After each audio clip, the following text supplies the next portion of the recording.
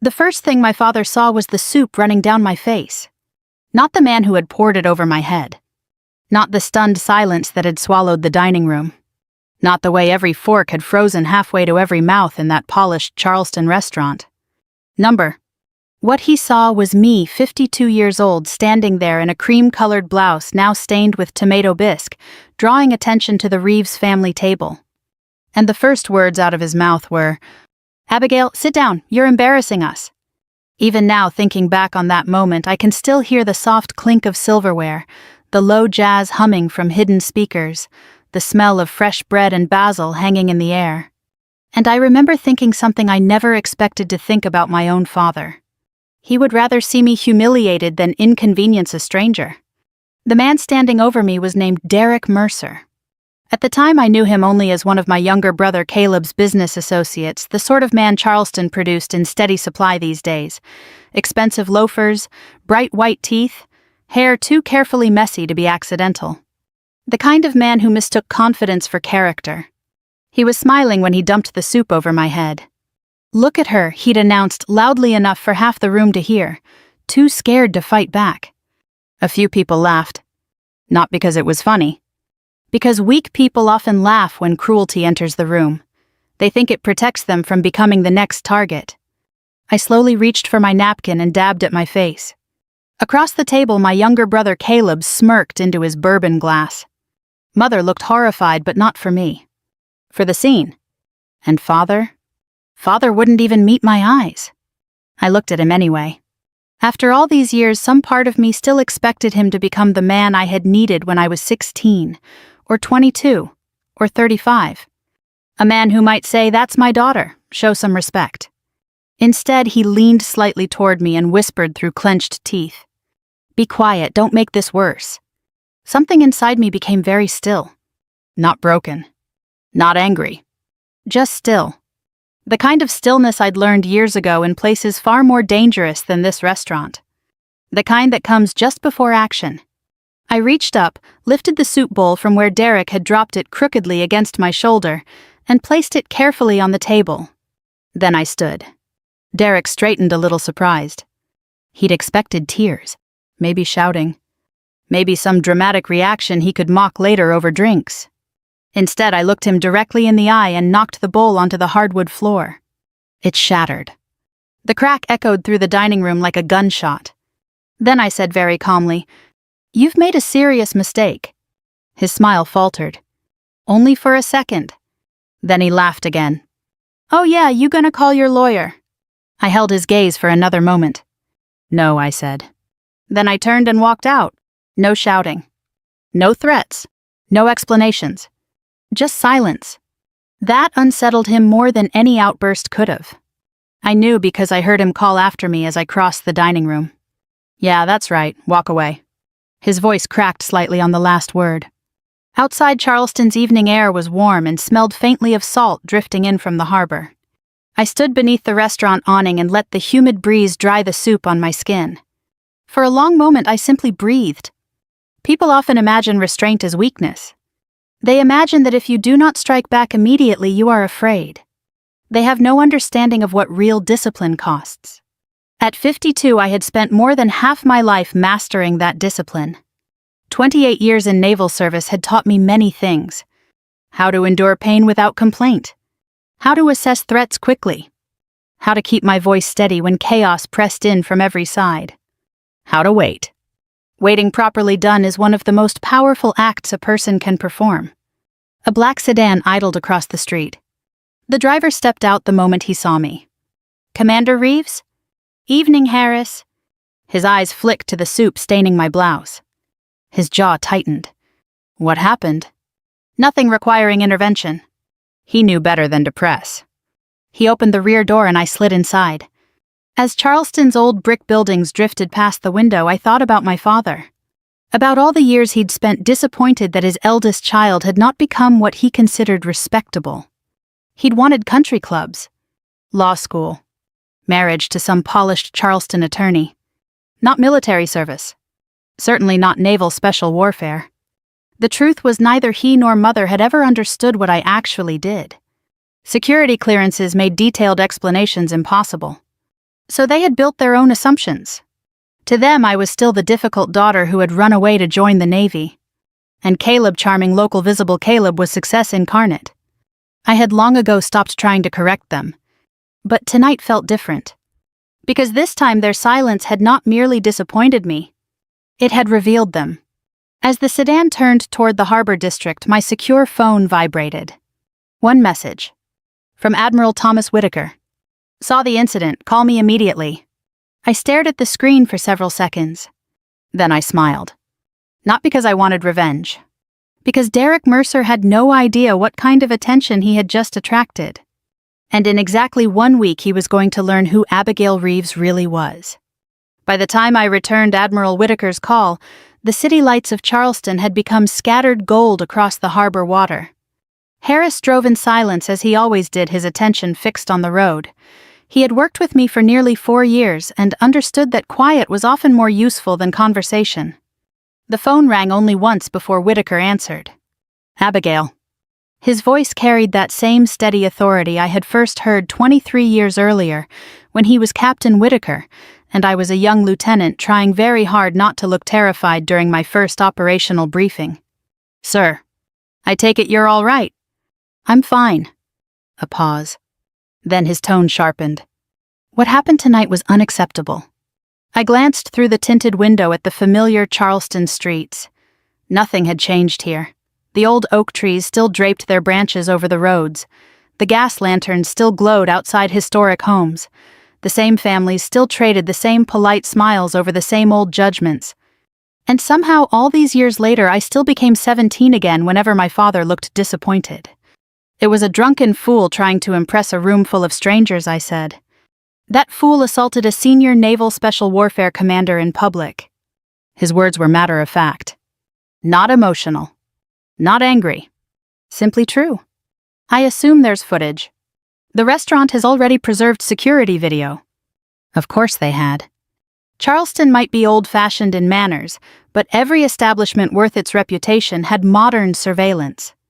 I'm not interested in making this bigger than necessary. Whitaker gave a quiet breath that might have been amusement. That decision may no longer be yours. I knew what he meant. Once certain lines were crossed, procedure took over. A public assault against someone in my position created complications far beyond personal insult. Security concerns, federal review, questions about motive access and vulnerability. The kind of things Washington took seriously whether I wanted it or not. Still, I said only understood. After we ended the call, I leaned back and closed my eyes. And as often happens when the present becomes too heavy, memory pulled me backward.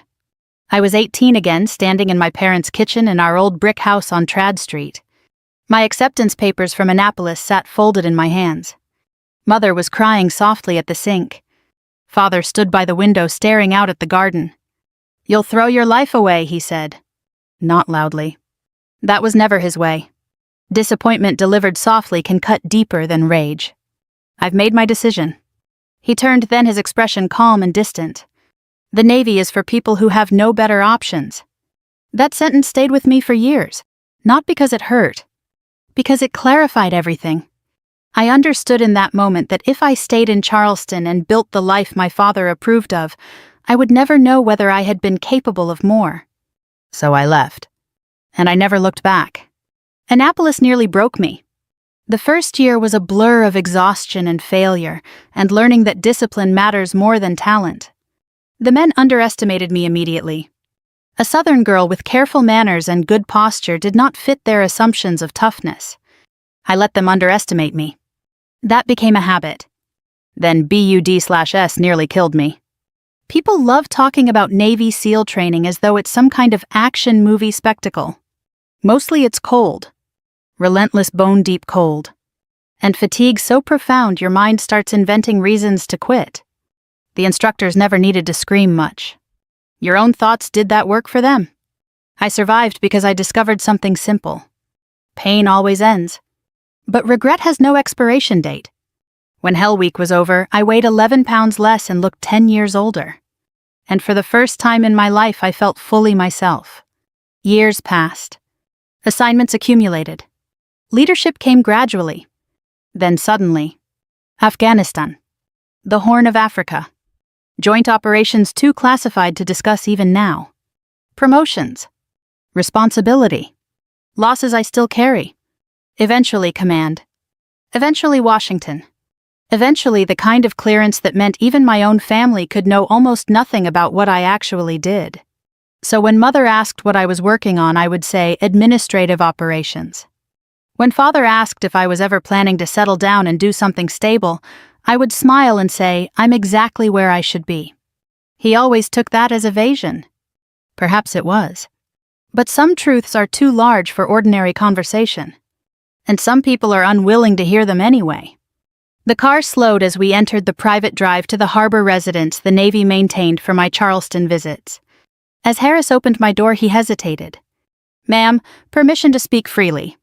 I stepped out. Granted. He looked uncomfortable, which was unusual for him. I reviewed local records after we left the restaurant. That got my attention.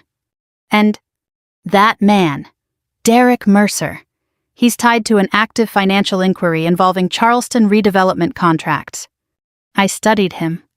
How active? Preliminary federal review, fraud indicators. Interesting. Very interesting. Connected to Caleb. His expression told me enough before he answered. Yes, ma'am. For a moment I said nothing. Then I looked toward the dark harbor and felt something cold settle into place. Not revenge. Not satisfaction. Recognition. The world often reveals character long before consequences arrive. Consequences simply make everyone else notice. I thanked Harris and went inside. An hour later, standing alone in the guest suite overlooking Charleston Harbor, I checked my phone. 3 missed calls from Mother. 1 from Caleb. None from Father. I deleted them all unread. Then another message appeared. From an unknown number. You should have stayed quiet tonight. Some people don't like being embarrassed. No signature. No need for one. I smiled faintly. Derek had made his second mistake. And this one would be much harder to survive than the first. I slept well that night. That may sound strange considering the circumstances. A man had publicly humiliated me, threatened me afterward, and very likely tied himself to a growing federal investigation involving my own brother. Most people would have lain awake replaying every detail. But years in naval special warfare teach you something civilians often misunderstand. You sleep when sleep is available. Worry is not preparation. It is simply wasted energy. By 6 the next morning I was awake and standing barefoot on the harbor residence balcony watching Charleston come alive. Fishing boats moved slowly across the water. A church bell rang somewhere downtown. The air smelled of salt and magnolia blossoms. It was beautiful in the quiet way Charleston has always been, beautiful, polished, and dignified on the surface, full of old tensions underneath. Much like my family. I had just finished my second cup of coffee when my secure phone rang. Admiral Whitaker. Good morning, sir. You've made quite an impression back home. I could hear the dry humor in his voice. What's happened? The footage circulated faster than expected. That surprised me. Whitaker rarely sounded surprised himself, which made the statement significant. Public. Not yet. Internal. That meant someone had shared it through official channels. The implications were immediate. Federal review was no longer theoretical. What's the status? The Department of Defense referred the incident to the Naval Criminal Investigative Service at 0600. DHS has also flagged Derek Mercer due to overlap with an ongoing financial corruption inquiry. I leaned against the balcony rail and stared out at the harbor. The machinery had begun moving. And once federal machinery starts, it develops a rhythm of its own. Slow at first. Then unstoppable. Does Mercer know? Not yet. He paused. Then, your brother may. That was interesting. How? His firm's records were subpoenaed 2 weeks ago under sealed review. I closed my eyes briefly. Caleb. Always clever enough to succeed quickly. Never wise enough to think beyond the next win. Our father loved that kind of ambition.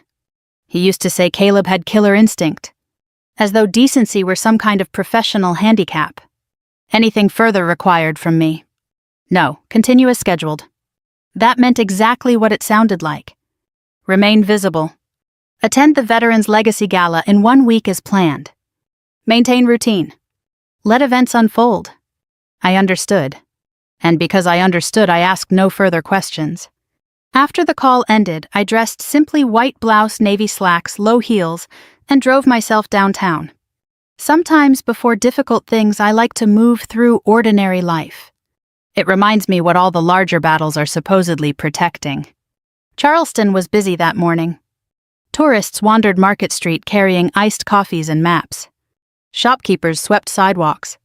Old men argued cheerfully outside the corner cigar shop about college football predictions, as though national stability depended on them. America in all its ordinary grace. I stopped at a small bookstore I'd loved since childhood. The owner, Mrs. Talbot, looked up from behind the register and blinked. Abigail Reeves.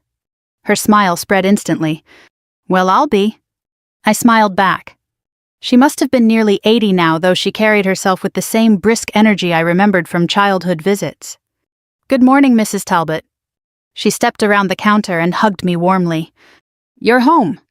For a few days? She pulled back and studied my face carefully. Then her expression shifted. Something's wrong. Older people often notice what younger ones miss.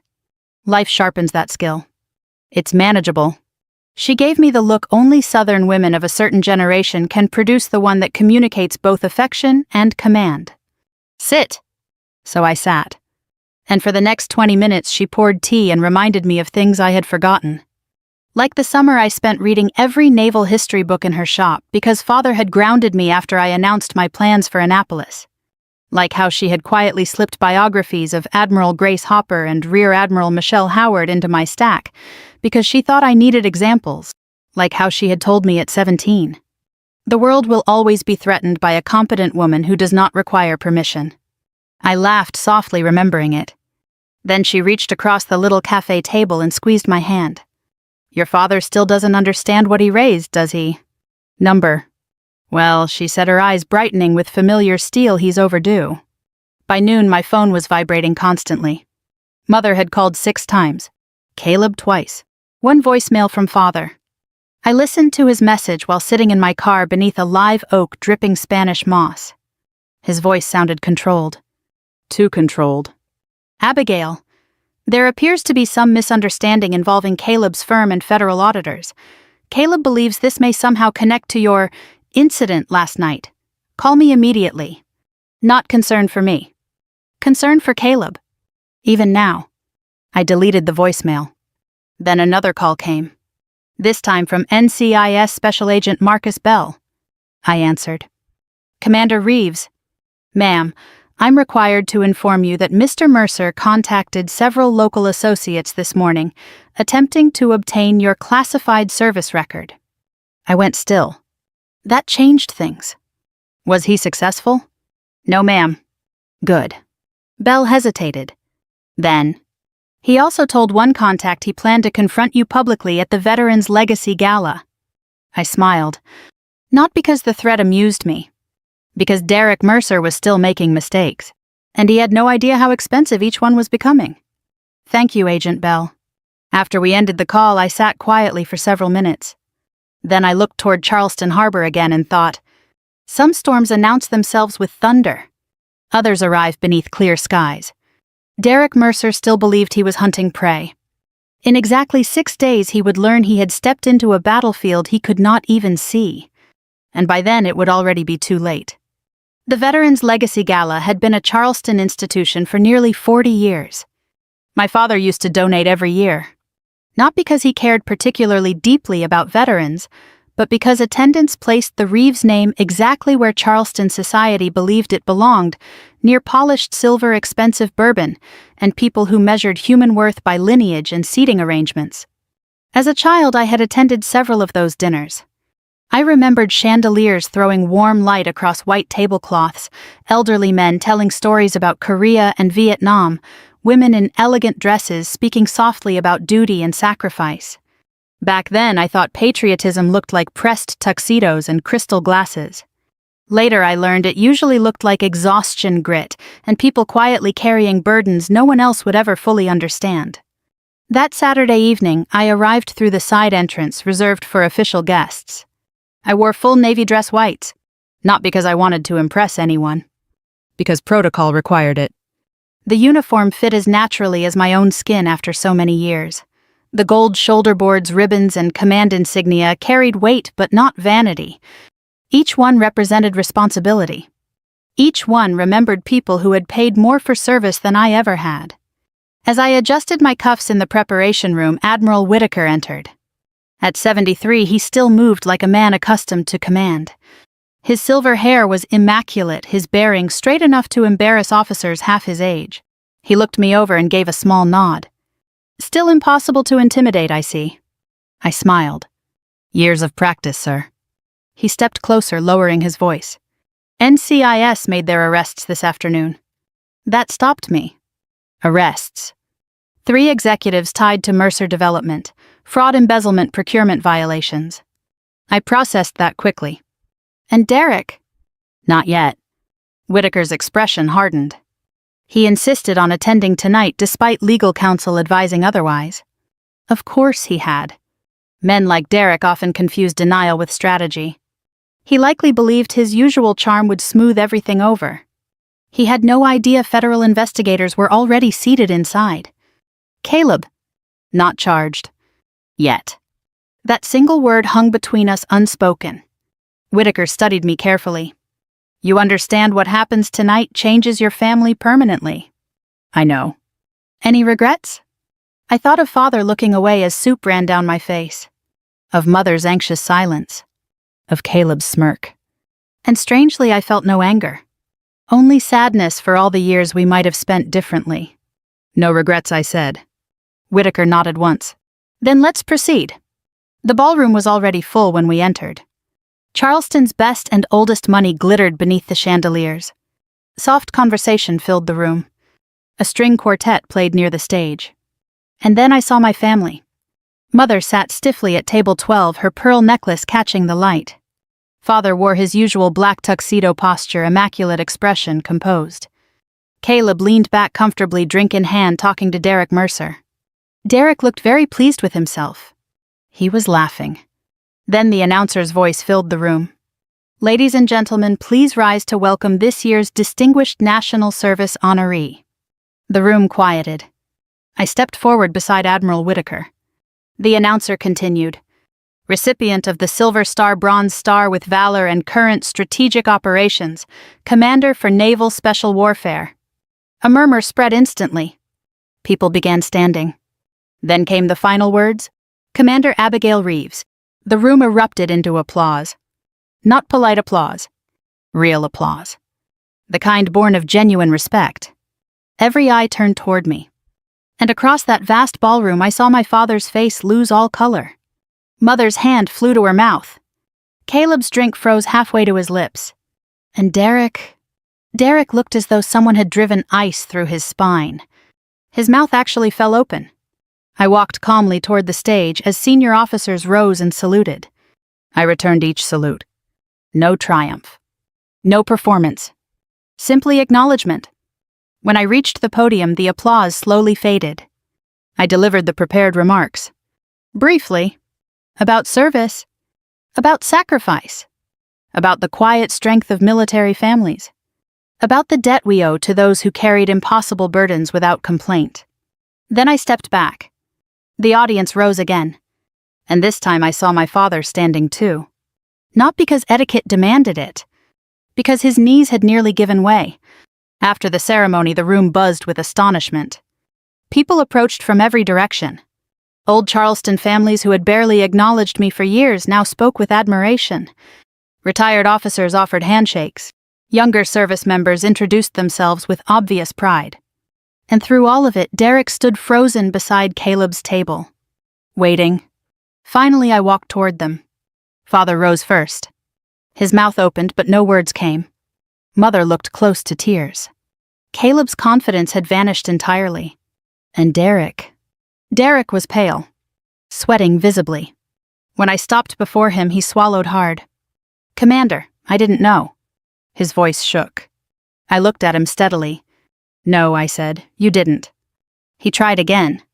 I'd like to apologize. For a long moment, no one spoke. The ballroom noise seemed to recede. Then I said calmly enough for all four of them to hear. "Mr. Mercer, when you poured soup over my head, your mistake was not failing to recognize my rank." His face twitched. "Your mistake was believing someone's worth depends on whether they can benefit you." The words landed harder than anger ever could have. His shoulders sagged. Behind him, federal agents had entered the room. And when Derek finally saw them approaching, he understood. The lesson had arrived. And there would be no walking away this time. The first thing Derek Mercer did when he saw the federal agents was glance at Caleb. It was a small movement, quick enough that most people in the ballroom would never have noticed. But years of command teach you to notice what men do in moments when instinct outruns performance. And in that brief, involuntary turn of his head, Derek revealed exactly where his fear was pointing. Toward my brother. Special Agent Marcus Bell approached with the calm, measured confidence federal investigators tend to develop after years of dealing with men who believe panic can somehow reverse facts. He was in his early 40s, broad-shouldered, neat dark suit, no wasted motion. He gave me a polite nod first. "Commander Reeves." "Agent Bell." Then he turned to Derek. "Mr. Mercer, we need to speak with you regarding an ongoing federal investigation into procurement fraud, securities, misrepresentation, and conspiracy to obstruct financial review." Derek stared at him blankly for half a second. The human mind often grants itself one final instant of disbelief before reality settles in. Then his face collapsed. "This is a mistake." Bell's expression remained neutral. "It would be best if you cooperated." Around us, Charleston society had gone still. No one openly stared. Old Southern manners forbid obvious spectacle, but every eye was watching. Quietly, hungrily. The room had sensed blood. Derek's gaze darted again to Caleb. And this time my brother failed to hide his fear. His glass trembled visibly in his hand. Bell noticed. "Of course he did." "Mr. Reeves," he said evenly, "you'll likely be contacted shortly regarding related documentation requests." Caleb forced a smile. "I'm sure there's some misunderstanding." Bell's face did not change. "There often is." He placed a hand lightly on Derek's shoulder. "Come with us." Derek resisted for exactly 1 second. Then survival instinct overtook pride.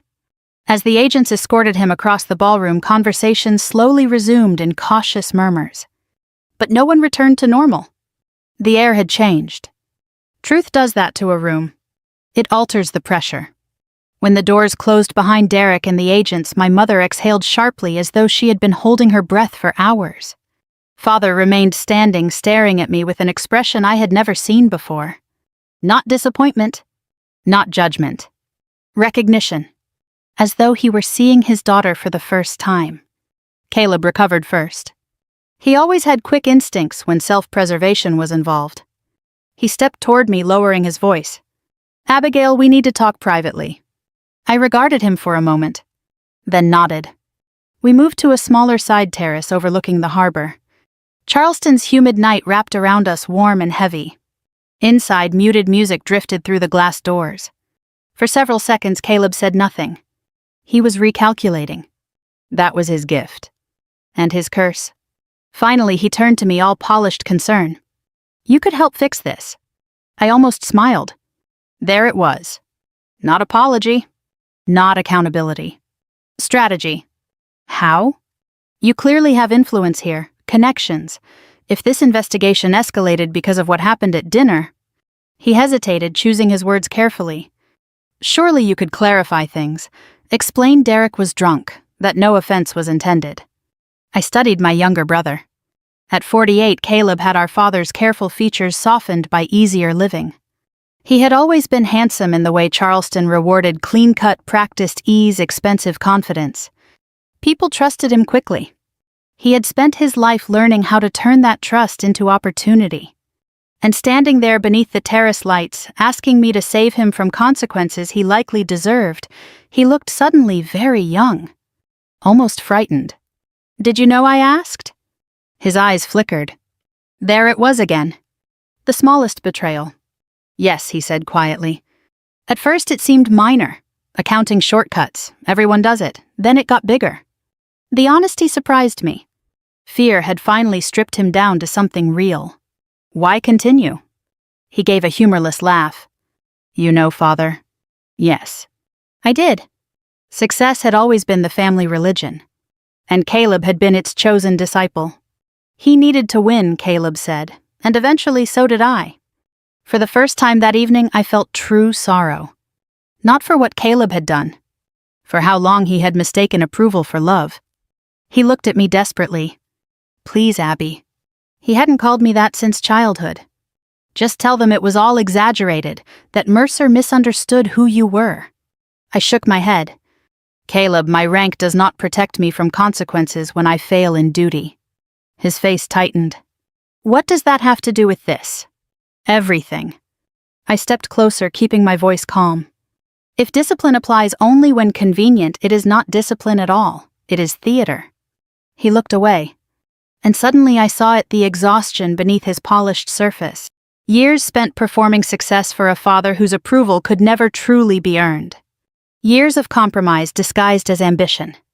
When he finally spoke, his voice was barely audible. I thought if I became enough, he'd finally be proud.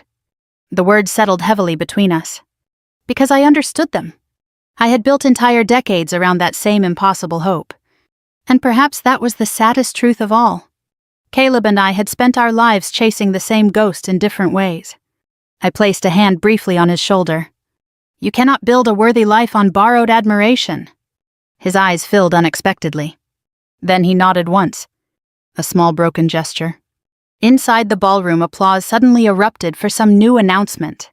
Life continuing. As it always does. I turned back toward the doors.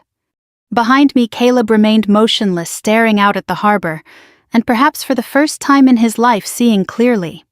Real revenge is rarely loud. It does not humiliate. It does not destroy for pleasure. It simply allows truth to arrive without interference. And when truth finally comes, dignity is often the sharpest blade of all.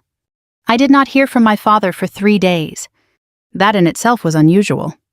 William Reeves had built his life on control. Control of his business affairs. Control of his public image.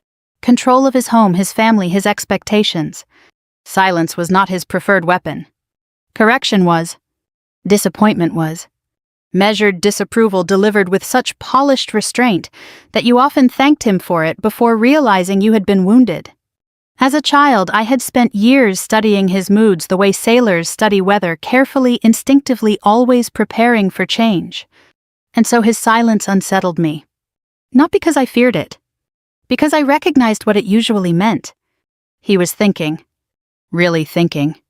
That Thursday afternoon, I was seated at the harbor residence dining table, reviewing classified briefing notes for my return flight to Washington, when Harris appeared quietly in the doorway.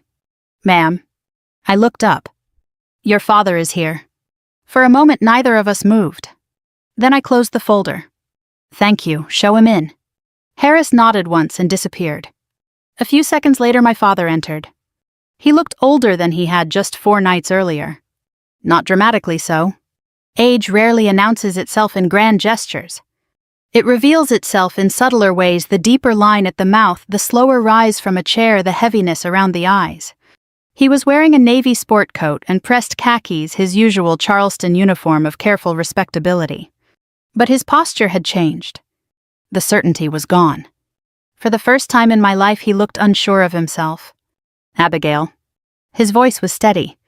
Barely. Father. I gestured toward the opposite chair. He sat. For several moments, neither of us spoke. Outside the windows, the harbor shimmered beneath soft afternoon light. A gull cried somewhere overhead. The world remained indifferent to human reckonings. Finally, he folded his hands carefully on the table. When your mother was pregnant with you, he said I was certain you'd be a boy. That was not what I expected. I said nothing. He gave a faint, brittle smile. I had plans for that boy. There was no cruelty in his tone. Only honesty. And somehow honesty hurts more. I imagined teaching him the business, watching him carry the family forward, showing him how a Reeves man behaves in Charleston. He looked down briefly. When you were born, I told myself it made no difference. A long pause. But it did. The words landed gently. And because they were gentle, they struck deep. He lifted his eyes to mine.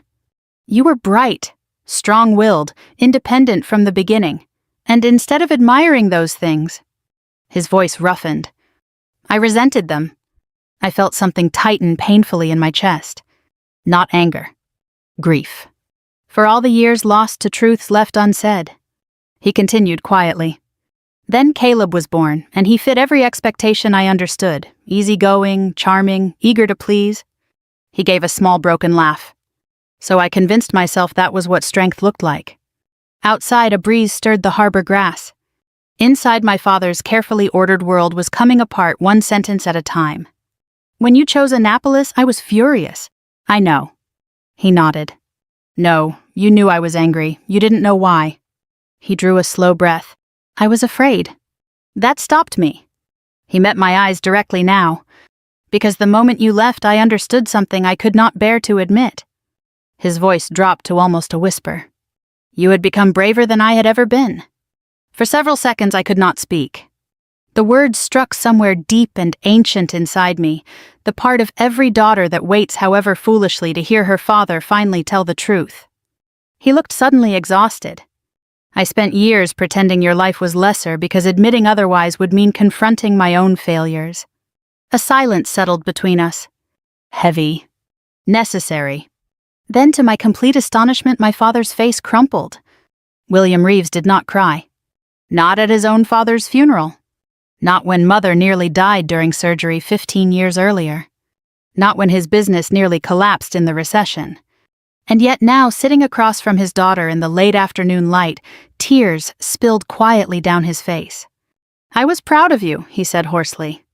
The words broke. He tried again. I was proud every day. His shoulders shook once. But I did not know how to say it without admitting how wrong I'd been. Something inside me gave way. Not shattered. Released. I had imagined this moment so many times over the years. Usually with triumph. Sometimes with bitterness. Never like this. Never with such profound sadness for what pride had stolen from us both. I reached across the table and covered his trembling hand with mine. His skin felt thinner than I remembered. Older. Real. I spent half my life trying to earn those words, I said softly. Fresh tears gathered in his eyes. I know. And eventually I continued. I joined the Navy because proving you wrong seemed easier than living small enough to make you comfortable. He closed his eyes. The truth hurt him. As it should. When he opened them again, there was no defensiveness left. Only regret. Can you forgive me? It is a strange thing, forgiveness. People imagine it arrives like lightning, sudden and dramatic. Usually it comes quietly like dawn. You look up one day and realize darkness has simply ended. I studied the man who had shaped so much of my life through absence, expectation, and silence. And I saw perhaps for the first time not my father the judge, but William, a flawed man who had inherited narrow ideas of strength and spent too long mistaking them for wisdom. Yes, I said. The word seemed to hollow him with relief. And for the first time since childhood, my father smiled at me without reservation. It was a small smile, but it was real. And sometimes the smallest truths heal the deepest wounds. 3 months later, we returned to the same restaurant. It was my father's idea. When he first suggested it, Mother looked as though he had proposed we dine in the middle of a hurricane. Even Caleb had gone pale. No one wanted to revisit the place where everything had broken open, which was precisely why my father insisted. Some things, he said quietly, must be faced where they began. And for once, no one argued with him. Charleston was cooler now. October had arrived with its soft southern mercy, easing the summer heat, and filling the city with that crisp salt air that always reminds me of football games, church suppers, and old evenings walking home beneath oak trees after dark. I had flown in from Washington that afternoon. Officially, I was there to deliver a lecture at the Citadel on strategic leadership and modern naval operations. Unofficially, I was there because family, if it is to survive, requires showing up. When I arrived at the restaurant just after 7, the same maitre d' greeted me. This time, his expression held visible respect. Commander Reeves, welcome back. Thank you. As he led me through the softly lit dining room, I noticed subtle glances from nearby tables. Recognition had spread after the gala. Charleston had learned who Abigail Reeves was. That no longer mattered much to me. What mattered sat waiting at the same corner table where my humiliation had once been served alongside tomato bisque. Mother rose first when she saw me. Her eyes filled instantly. She embraced me tightly longer than Southern form usually allows. "I'm so glad you came." "So am I." When she stepped back, Caleb offered a small, uncertain smile. He looked different. Lighter somehow. Federal prosecutors had negotiated a settlement in exchange for his cooperation against Mercer Development's larger corruption network. He had lost nearly everything financially. Oddly enough, it had made him gentler. Honest struggle often does. He now worked for a local non-profit restoring historic housing for veterans. Less glamorous.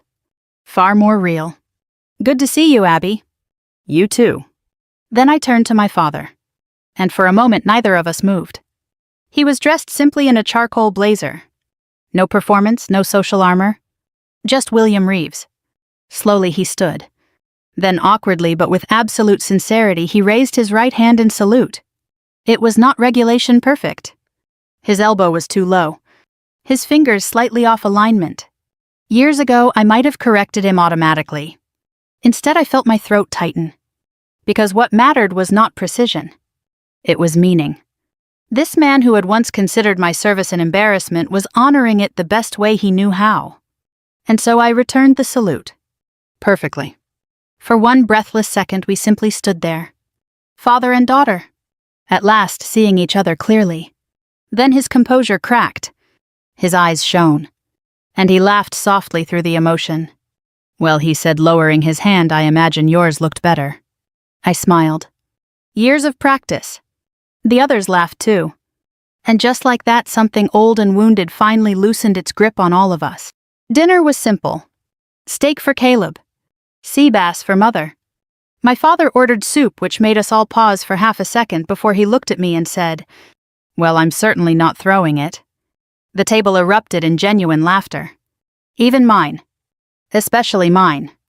And that perhaps was the clearest sign of healing. Later, over coffee and pecan pie, we spoke more honestly than we ever had. Mother admitted how often fear had kept her silent when she should have defended me. Caleb apologized without excuses. Not polished apology. Real apology. The kind that does not seek immediate absolution. And Father simply listened. Sometimes that is the greatest repentance a proud man can offer. When dinner ended, we stepped outside beneath Charleston's amber streetlights. The harbor breeze carried the scent of salt and magnolia. For a while no one spoke. Then Father looked at the dark water and said quietly, "I spent too many years believing strength meant control." He turned toward me. "You taught me it means truth." I looked at him, really looked at him, and understood something that had taken me 52 years to learn. Parents are often just children who grew older without healing properly. And if we are fortunate, life gives us one final chance to understand each other before time runs out. I placed my hand on his arm. We both learned. He nodded.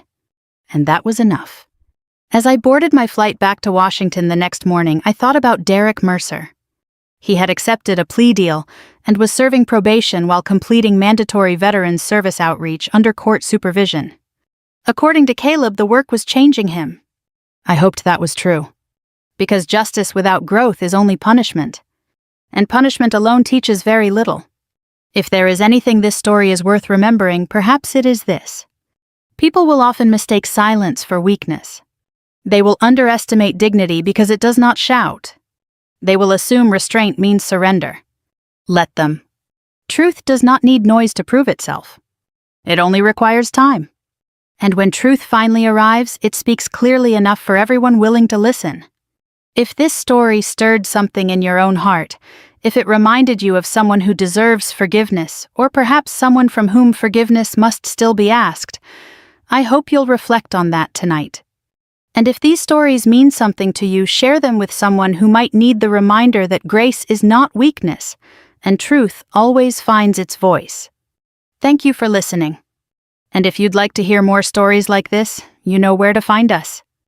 The retired admiral dropped his champagne glass so hard it shattered across the ballroom floor. That's how the night began. crystal exploded beside polished dress shoes, while conversation stopped mid-sentence all around us. A pianist near the stage missed 3 notes in a row before giving up completely. I stood frozen beside the buffet table, holding a plate I suddenly couldn't feel in my hands. The Admiral was staring directly at me. Not casually. Not politely. Like a man who had just seen somebody return from the dead. My father laughed awkwardly beside him, completely unaware of what was happening. "Careful there, Tom," he joked. "Didn't mean to scare you." But retired Admiral Thomas Walker never took his eyes off me. "Impossible," he whispered. His voice cracked slightly on the second syllable. Then he said the sentence that changed the entire room. "That's the woman who extracted my entire unit from Syria." Silence swallowed the ballroom whole. You could hear ice settling inside whiskey glasses. Across the room, several retired officers slowly turned toward me with expressions I recognized immediately. Recognition. Shock. Memory. My younger sister Melissa looked between us in confusion, while her husband David lowered his drink halfway to the table. Dad blinked twice, then laughed again, louder this time. "Oh, now hold on," he said. "You've got the wrong person. Caroline here worked office contracts or something." I wanted to disappear. That was the worst part. Not embarrassment. Not fear. Exhaustion. 20 years of learning how to survive quietly had taught me one thing above all else. Attention is dangerous. Admiral Walker took one slow step toward me. Older now. Gray-haired. Still carrying the posture of command. But I recognized him instantly despite the years. Northern Syria. Dust storms. Black SUVs running without headlights. Radio static screaming through broken communications. Men trapped behind shifting front lines while Washington debated liability. He looked at me carefully, almost emotionally. "My God," he said softly, "you're alive." That sentence hit harder than the recognition itself. Because some part of me hadn't fully believed it either. The ballroom at the Coronado Bay Resort suddenly felt too warm, too crowded, too bright. I set my untouched plate onto a nearby table before my shaking hands dropped it too. My father stared between us now, confusion slowly hardening into irritation. "You two know each other?" Walker answered before I could. "She saved 31 Americans during the Raqqa evacuation." The room stayed silent. I closed my eyes briefly. Raqqa. I hadn't heard that city spoken aloud in years. Most people back home forgot Syria the second headlines moved on. Americans are good at forgetting distant wars once they stop interrupting dinner television. But some of us never left those places completely. "Admiral," I said quietly, "that was a long time ago." His expression changed slightly. Not pity. Something worse. Respect. "You carried one of my wounded operators across half a mile of open road under sniper fire." Dad laughed nervously again. Now I know there's some misunderstanding here. But nobody else was laughing anymore. Because military people understand tone. And Admiral Walker sounded like a man discussing the dead. I should explain something. My father loved military prestige. Loved it. Richard Hayes built a successful accounting firm in Richmond after Vietnam kept him stateside during the draft years. The fact he never served haunted him privately for decades, though he rarely admitted it directly. So instead he worshipped accomplishment. Officers. Decorated veterans. Successful businessmen. Men with stories impressive enough to repeat over steak dinners and golf outings. Which made Melissa's husband perfect in his eyes. David trained Navy SEAL candidates in Coronado now after retiring from active duty, and Dad had spent the entire weekend introducing him like royalty. He trains Navy SEALs, he kept proudly telling people. Like somehow that achievement belonged to him too. Then somebody at our dinner table had jokingly asked the question, "What does your daughter even do?" And Dad, smiling into his bourbon glass, answered casually, "Honestly, Caroline never really settled into anything." That familiar little laugh afterward. The one designed to soften cruelty into humor. I'd heard it my entire adult life. She drifts around. Government contract work, mostly. Could never stay in one place long. Smart girl, just never found herself. The Admiral interrupted my thoughts gently. "May I sit with you?" I wanted to say no. Instead, I nodded once. We moved toward a quieter corner of the ballroom near wide windows overlooking San Diego Bay. Outside, sailboat lights moved softly against black water, while distant music drifted from another wedding downstairs. Walker lowered himself carefully into the chair across from me. "You disappeared after Aleppo," he said quietly. "I retired." "You vanished." "That too." His old commander eyes studied me carefully now. "You still having nightmares?" That question nearly took my breath away. Because only somebody who lived through it would ask that first. Not "how are you?" Not "where have you been?" Nightmares. I looked away toward the harbor lights. "Sometimes?" He nodded like he expected no other answer. Across the ballroom, Dad still watched us uneasily while guests whispered among themselves. Melissa approached cautiously after a minute. "Caroline," she said softly, "what's happening?" I forced a calm expression. "Nothing important." Walker almost smiled sadly at that. "Still protecting everybody else, I see." Melissa looked completely lost now. "You were in Syria." Before I could answer, Dad finally walked over carrying fresh drinks. "All right," he said firmly. "I think somebody better explain what's going on." Walker looked directly at him. "With respect, Richard, your daughter prevented one of the worst military disasters I ever witnessed." Dad scoffed automatically. "That's impossible." The Admiral's face hardened slightly. "No," he said quietly. "What was impossible is that she got us out alive." Silence again. Heavy this time. Melissa stared at me like she was seeing a stranger. David slowly approached too now, his training instincts clearly picking up tension. "You really worked extraction?" he asked carefully. I hated that word. Worked. Like trauma was employment. Like Syria was a resume item. "Something like that," I answered. Dad folded his arms defensively. "Well, if any of this is true, why the hell didn't you ever say something?" There it was. Not concern. Not curiosity. Accusation. I looked at him for a long moment before answering quietly. "Because every time I came home you only noticed what was wrong with me." His expression shifted immediately. But before he could respond, Walker spoke again. "Richard?" He paused carefully. "Do you have any idea what your daughter carried back from that war?" Dad opened his mouth, then closed it. Because suddenly the room had changed. People weren't admiring him anymore. They were looking at me. And for the first time in my life, my father realized the daughter he dismissed for years might have been fighting battles he never bothered trying to understand.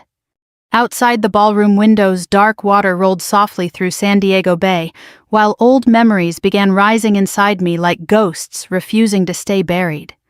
And deep down I knew this night was only the beginning. I left the ballroom 15 minutes later without saying goodbye to anyone. Some exits become instinct after enough years around danger. You learn to recognize the moment a room turns emotionally unstable. Voices shift, eyes linger too long, questions start coming faster than answers. And suddenly breathing feels harder than it should. The night air outside the Coronado Bay Resort felt cold against my skin, despite the California warmth. I walked toward the marina with no real destination in mind, heels clicking softly against wooden docks while sailboats rocked gently in black water beside me. Behind the ballroom windows, life continued. Laughter. Music. Wine glasses raised beneath chandeliers. Meanwhile, my entire past had just cracked open in public like an old wound splitting under pressure. I leaned both hands against the railing near the far end of the dock and stared across the bay toward downtown San Diego, glowing in the distance. 20 years. 20 years of silent secrecy and carefully controlled distance. Gone in one evening. You always run toward water. I closed my eyes briefly. Admiral Walker. Of course. I'm not running. That's what everybody says while running. I almost smiled despite myself. He stepped beside me quietly, hands tucked inside the pockets of his blazer. Up close, age showed more clearly now. Deep lines around his eyes. Gray at the temples. Slight stiffness in the way he moved his left shoulder. Syria took pieces from everyone. Some wounds just showed slower. You shouldn't have said all that in there, I said softly. Walker stared out across the marina. I know. Then why did you... His answer came immediately. Because your father humiliated you.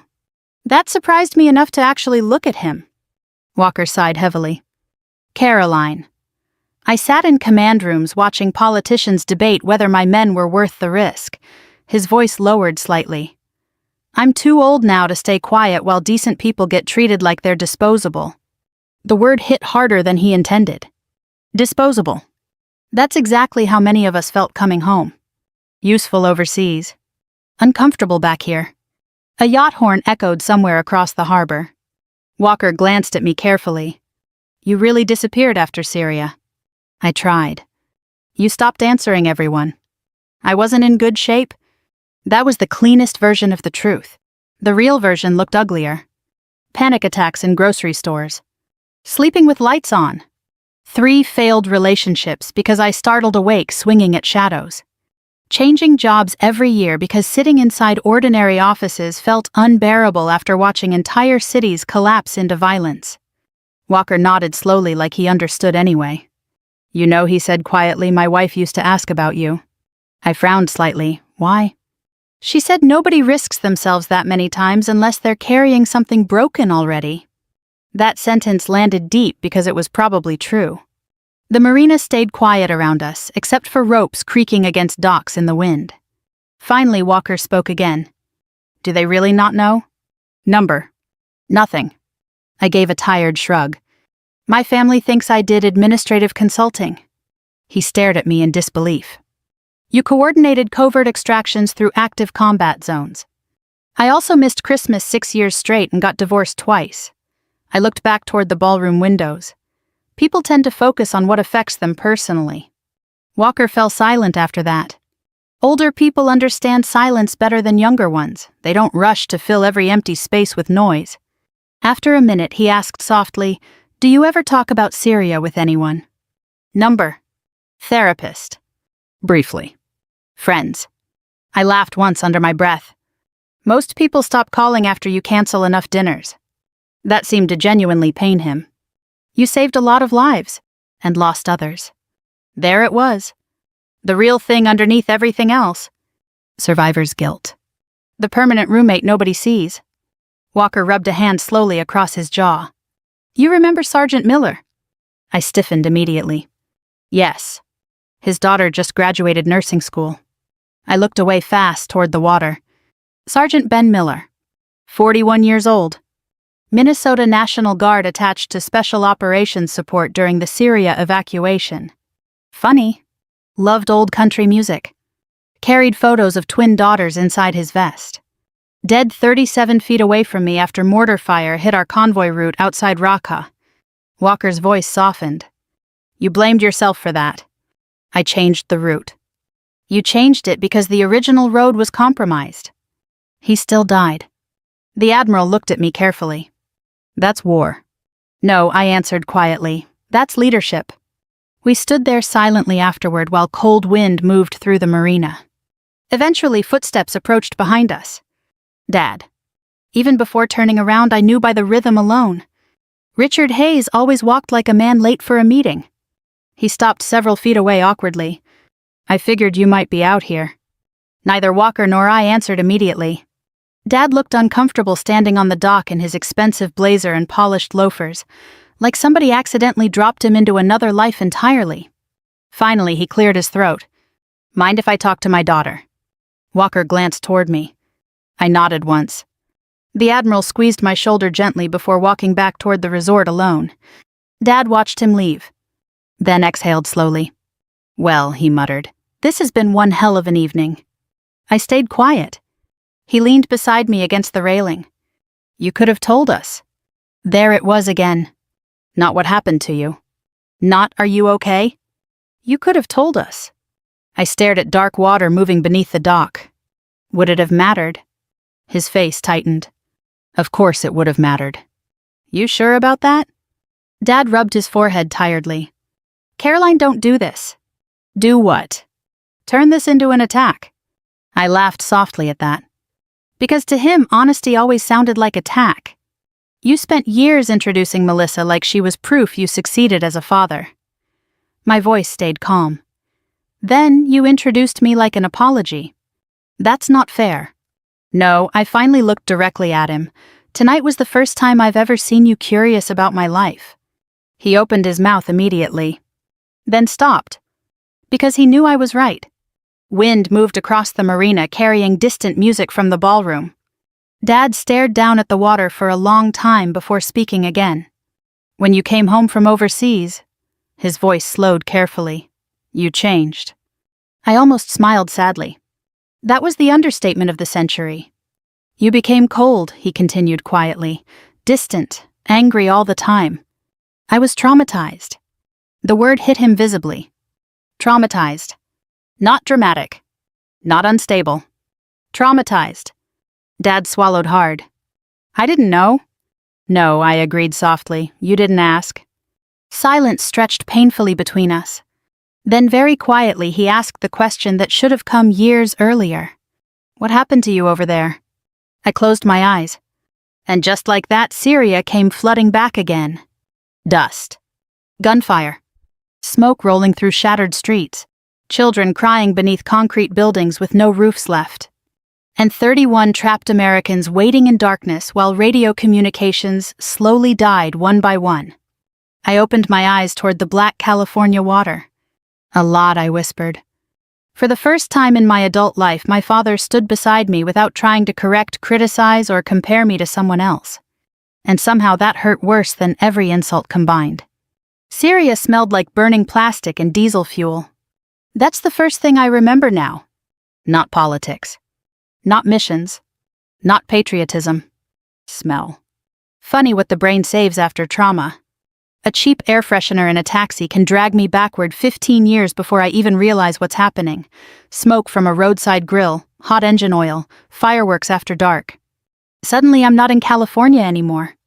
I'm back inside a collapsing city listening to distant gunfire echo between concrete buildings, while grown men try not to panic over broken radios. Dad stood beside me on the marina dock waiting quietly. I think older people understand something younger generations often miss. When somebody finally begins telling the truth after years of silence, you don't interrupt them. You remember when I disappeared in 2017, I asked softly. Dad nodded slowly. You told everyone I was doing consulting work overseas. That's what you said. Because it was easier. Wind moved cold across the water while lights shimmered across San Diego Bay. I stared down at my hands resting against the railing. They attached me to a joint extraction program operating near the Syrian border. I paused briefly, mostly recovery operations, evacuations, asset relocation. Dad frowned slightly. You mean military rescue missions? Sometimes. The truth was messier than that. Officially, half the work didn't exist. Unofficially, people died constantly. I closed my eyes briefly. The operation Walker mentioned wasn't supposed to happen. And suddenly I was there again. Northern Syria. October 2017. 3 American vehicles disabled outside Raqqa after local intelligence collapsed mid-operation. Enemy forces shifting faster than expected. Multiple teams trapped without secure extraction routes. Command hesitated. Too dangerous. Too politically sensitive. Too expensive. War always becomes accounting eventually.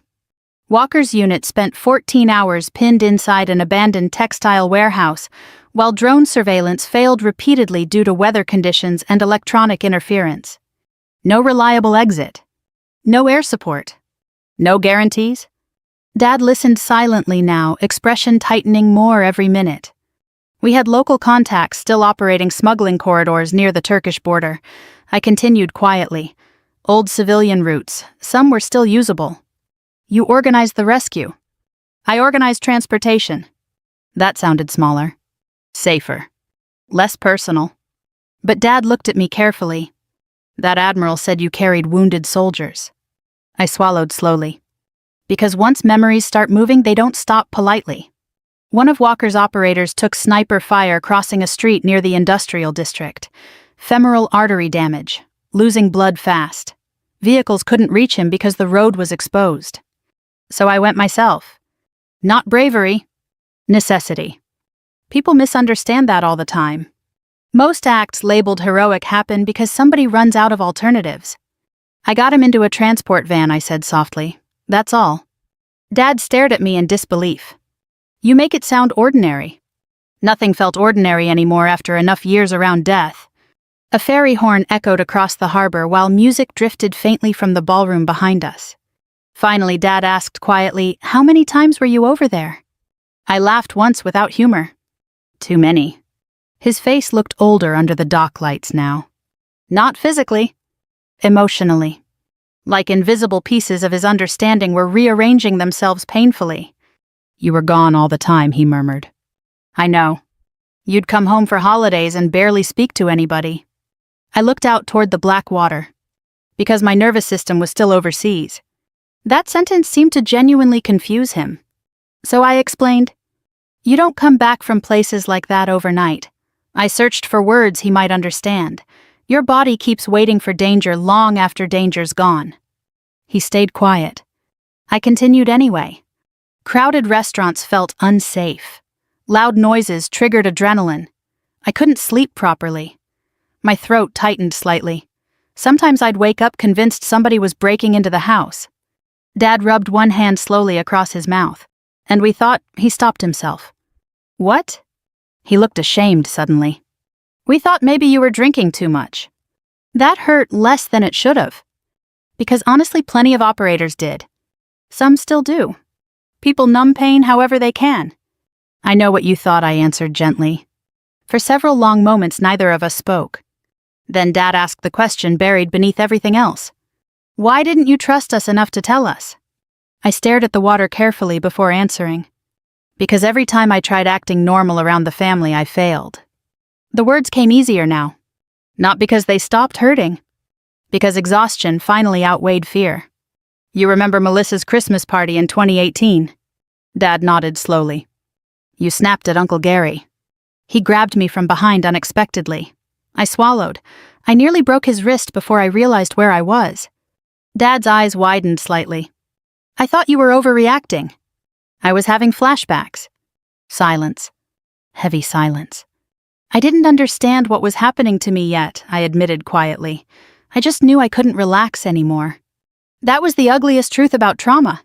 Sometimes you don't even recognize yourself. The ballroom doors opened behind us suddenly, and Melissa stepped outside carrying her shoes in one hand. "There you are." She approached slowly, clearly unsure whether she was interrupting something fragile. Dad straightened slightly beside me. Melissa looked between us cautiously. "Everything okay?" Neither of us answered immediately. Finally, Dad nodded once. "We're talking." Melissa almost smiled sadly at how strange that sounded coming from him. She leaned beside me against the railing. "You know, half the ballroom thinks you're CIA now." I laughed softly despite myself. "Wonderful." "David's been cornered by retired Marines for an hour asking about Syria." That made me groan quietly. Attention spreads fast in military circles. Especially stories involving survival. Melissa studied me carefully in the marina light. "You really saved those men." I looked away immediately. Because that question always carried another one beneath it. "Who didn't you save?" "That operation went bad," I answered carefully. "But you got them out." "Most of them." Dad caught that instantly. "What do you mean most?" There it was. The part families never imagine when they romanticize service. Failure. Loss. The names you carry forever afterward. I closed my eyes briefly. Sergeant Miller died during the extraction. Melissa's face fell immediately. Dad looked physically stricken. "How?" "Mortar strike." The words still tasted metallic after all these years. "He had daughters," I added quietly, "twin girls." Nobody spoke. Somewhere inside the ballroom, people laughed loudly over wedding stories and old military jokes, while outside on the dock, 3 members of the same family stood facing the reality that war doesn't end just because somebody makes it home alive. Melissa finally touched my arm gently. "You carried all this by yourself." I almost answered automatically. That's what trained people do. Minimize. Deflect. Endure quietly. But tonight, honesty kept forcing its way loose. "Yes," I whispered. Dad looked down toward the dark water for a very long time. And when he finally spoke again, his voice sounded smaller somehow. "My God, Caroline. Not judgment. Not criticism. Just grief. Because for the first time, my father was beginning to understand that the daughter he called unstable had actually come home carrying ghosts too heavy for most people to survive gracefully. The following evening, Admiral Walker invited several guests to a private dinner overlooking the bay. I almost didn't go.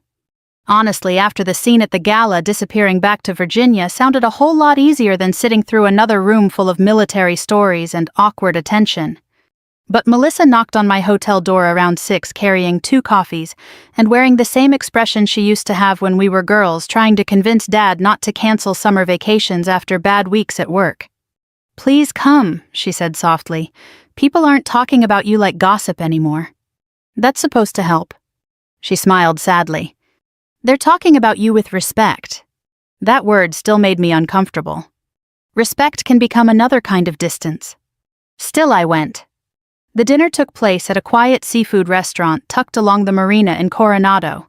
Nothing flashy, dark wood walls, framed Navy photographs, old Frank Sinatra songs drifting softly through hidden speakers while sailboats rocked outside beneath yellow dock lights. The crowd skewed older. Retired officers. Military spouses. A few gray-haired veterans walking carefully with canes and old injuries. The kind of Americans who speak slower now because life already taught them what matters. Dad stayed unusually quiet during the drive over. No boasting. No forced jokes. Just silence. And honestly, that worried me more. Walker greeted us warmly near the entrance. The moment he saw me, his expression shifted again into something halfway between relief and disbelief. "You came." Melissa threatened emotional manipulation. That sounds effective. For the first time all weekend, I saw him genuinely smile. Inside dinner unfolded politely at first. Crab cakes. Wine. Stories about retirement communities and grandchildren and bad knees from military service decades earlier. Normal aging American conversations. The kind people earn after surviving enough life. I relaxed slightly after the first hour. Then Dad ruined it. Not intentionally. That almost made it worse. One of the retired colonels asked whether I still worked in government contracting. Before I could answer, Dad gave that familiar little laugh again. "You know Caroline," he said casually. "She never stays anywhere very long." There it was. The old version of me. The unstable daughter. The difficult one. I felt my stomach tighten immediately. Melissa closed her eyes briefly beside him like she already knew damage was coming. Dad kept talking unaware. "She's always been restless, smart as a whip, but..." He shrugged lightly. "Could never really settle into ordinary life."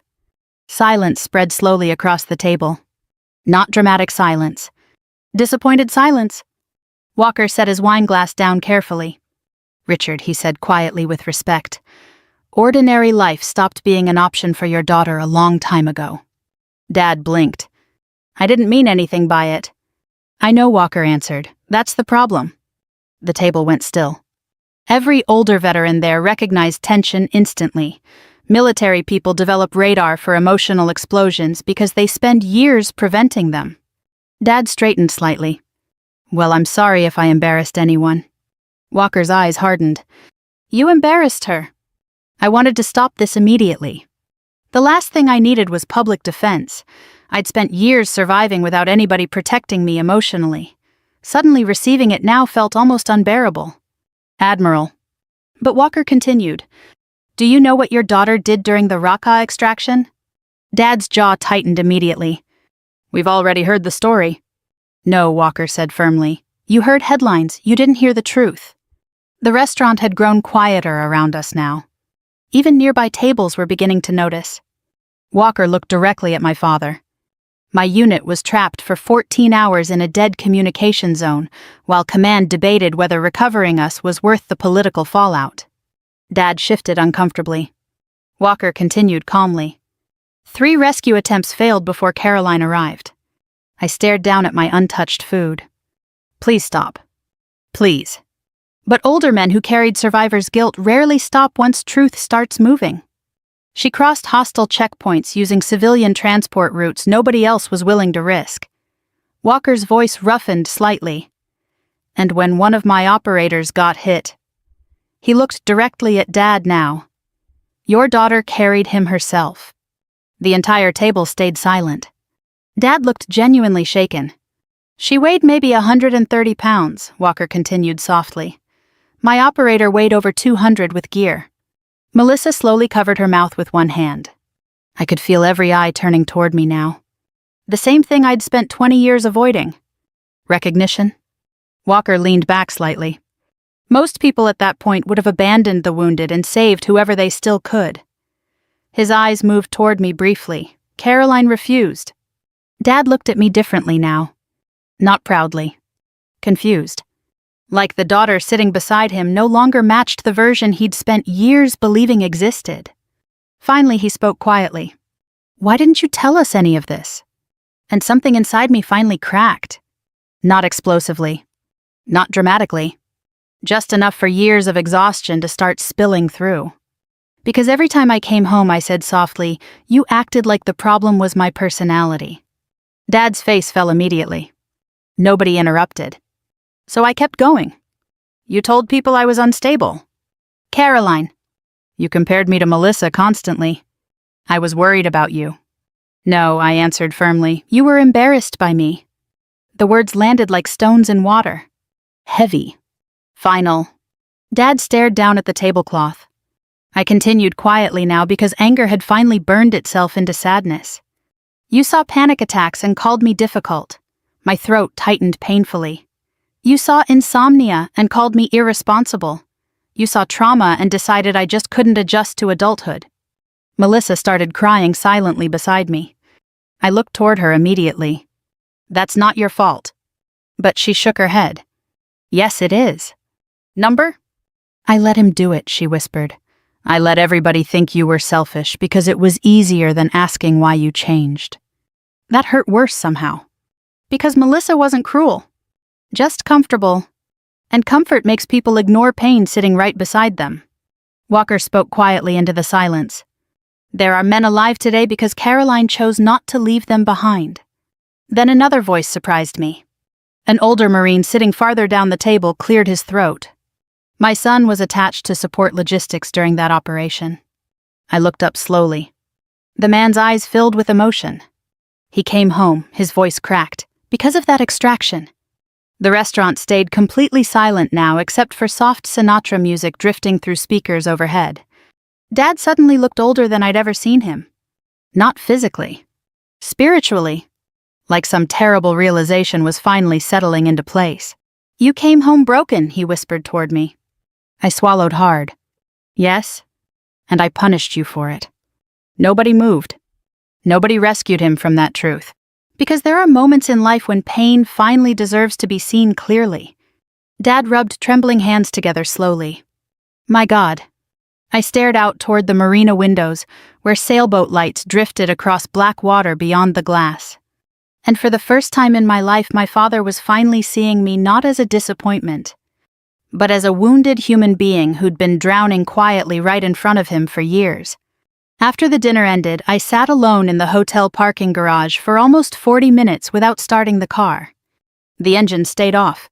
The radio stayed silent. I just sat there staring through the windshield while old memories moved through me like weather fronts rolling across dark water. People think revenge feels satisfying. Sharp. Victorious. But the truth is, when someone finally realizes how badly they failed you, the feeling isn't triumph. It's grief. Because part of you mourns all the years that understanding arrived too late to save. My phone buzzed around midnight. Dad. I almost ignored it. Instead, I answered quietly. What? Long silence. Then his voice. Can I come up? I closed my eyes briefly. I'm tired. I know. Another silence. He exhaled shakily, please. 20 minutes later, he sat across from me inside my hotel room, holding untouched coffee from the lobby downstairs. No blazer now. No polished businessman confidence.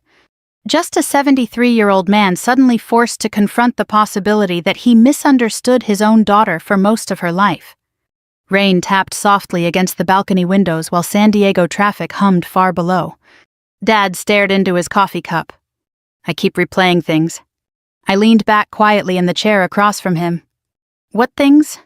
All of it. His voice sounded rougher than normal tonight. Christmases, family dinners, The way you used to leave early? He swallowed hard. I thought you were angry at us. I was. He nodded slowly. But now I think maybe you were hurting. That word nearly broke something inside me. Hurting. Not dramatic. Not unstable. Not difficult.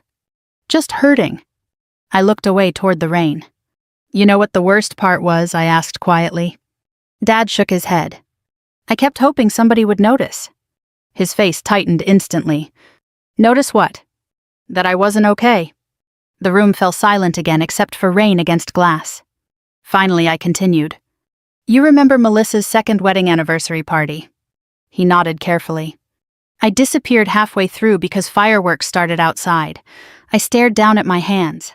I locked myself in your bathroom, shaking so hard I could barely breathe. Dad looked physically ill now. I thought you were being rude. I know. Another silence. Then he whispered something that sounded almost childlike in its regret. I didn't know. And for the first time in years, I actually believed him. That was the tragedy of it. Not cruelty. Blindness. My father grew up in a generation where emotional pain got hidden beneath work schedules, church attendance, and bourbon after dinner. Men his age survived by compartmentalizing everything, until eventually they lost the ability to recognize suffering unless blood was physically visible. He wasn't heartless, just emotionally uneducated. And unfortunately, that damage spreads through families like inherited debt. Dad rubbed both hands slowly across his face. When your mother died, he stopped briefly. I thought if I kept moving forward, the girls would too. I stayed quiet. She was the emotional center of everything. His voice cracked slightly now. After she was gone, I didn't know how to talk about feelings without feeling weak. That sounded exactly like him.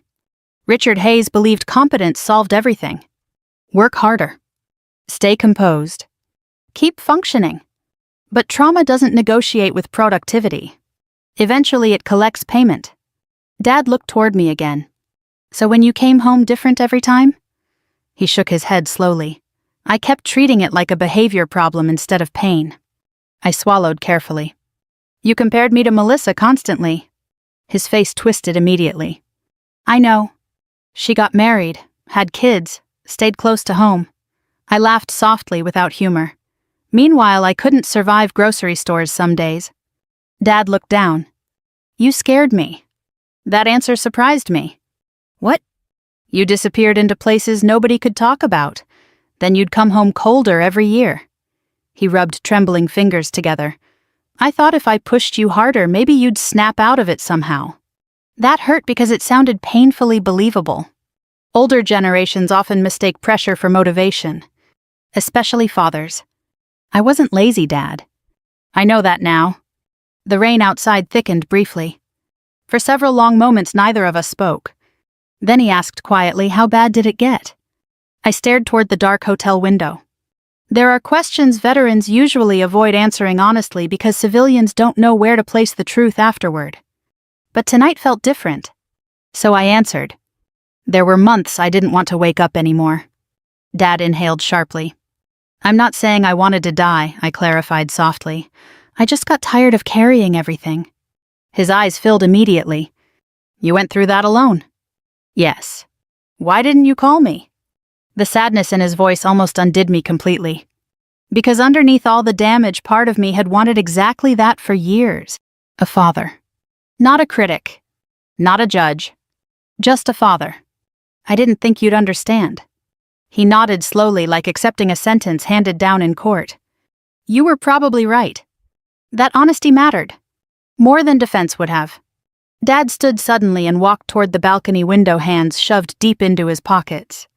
I used to brag about other people's children constantly, he admitted quietly. Doctors, lawyers, military officers. He shook his head bitterly. Meanwhile, my own daughter was surviving things I couldn't even imagine. I watched his shoulders rise and fall slowly. When Admiral Walker looked at you, Dad paused. I realized he knew parts of you I never bothered learning. Neither of us moved. Then finally he turned toward me again. I'm sorry, Caroline. Not polished. Not rehearsed. Just broken. I'm sorry I made home feel like another battlefield. Emotion closed hard around my throat. Because that was exactly what it had felt like. For years. A place where I constantly defended myself instead of resting. Dad stepped closer slowly. I can't undo what I missed. His voice trembled openly now, but if there's still time, I'd like to know my daughter before one of us dies. That sentence hit with the quiet force only older people truly understand. Because after 60, 70, 80, time stops feeling theoretical. I stood slowly. For a second, neither of us moved. Then I hugged him. Not because everything was healed. Not because pain disappeared overnight. But because for the first time in my adult life, my father finally saw me clearly. And maybe that was the beginning of forgiveness. 6 months later, my father drove 8 hours just to help me replace a broken porch railing. That may not sound important to some people. But if you knew Richard Hayes, you'd understand it was practically a declaration of love. No speeches. No dramatic apologies. Just an old man arriving in North Carolina at 7 in the morning with a toolbox black coffee and too many hardware store supplies. That's how men from his generation often say the things they never learned to express out loud. By showing up. The little rental house I'd moved into sat near Wilmington, tucked beneath old oak trees draped with Spanish moss. Quiet neighborhood, mostly retirees, military families, and widows who waved from porches every evening around sunset. Peaceful. For the first time in years, peaceful. Healing didn't happen quickly after California. Honestly, some days it barely felt like healing at all. More like learning how to carry memory without letting it crush me completely. I started volunteering 3 mornings a week at a veterans transition center near the Cape Fear River. Mostly older veterans. Vietnam, Desert Storm, a few Iraq and Afghanistan men younger than me but somehow looking older around the eyes. Turns out trauma ages people unevenly. One Marine in his 70s used to sit alone every Thursday drinking terrible vending machine coffee without speaking to anyone. After almost 2 months, he finally looked at me one morning and said, "You move like military." That was the entire conversation. But the next week he sat beside me voluntarily. That's how trust works with damaged people sometimes. Quietly. Slowly. No grand breakthrough moments. Just consistency. Dad noticed the changes in me before I did. "You laugh more now," he said that afternoon while tightening bolts into the new porch railing. I leaned against the doorway holding 2 glasses of iced tea. "Do I?" "Yeah." He smiled faintly without looking up. "Used to feel like you were bracing for impact all the time." That sentence stopped me cold because it was true. For years, my nervous system lived like an alarm nobody could switch off. Even during calm moments, part of me always waited for disaster. Dad wiped sweat from his forehead and stepped back to inspect the railing. "Hand me the wrench." I passed it over silently. Watching him work felt strangely emotional now. When I was little, Dad fixed everything himself. Broken sinks, bike chains, fence posts. After Mom died, repairs became his coping mechanism. If he could keep the house functioning, maybe the family wouldn't collapse too. Unfortunately, people aren't plumbing. Pain leaks anyway. That evening, we grilled hamburgers on the tiny back patio while cicadas buzzed through humid Carolina air. Boats moved slowly through the waterway beyond the trees, their lights glowing soft gold at dusk. Simple life. The kind I used to think I no longer deserved. Dad sat quietly after dinner, staring out toward the water. "You know," he said, "eventually I've been thinking about something. That's dangerous." He chuckled softly. "I spent years believing strength meant hiding weakness. I stayed quiet. Probably got it from my father." He shook his head slightly. "Hell, that whole generation came home from wars emotionally half dead and nobody talked about it." That was true. Men from World War II and Korea often survived through silence because society gave them no other tools. Unfortunately, silence becomes inheritance.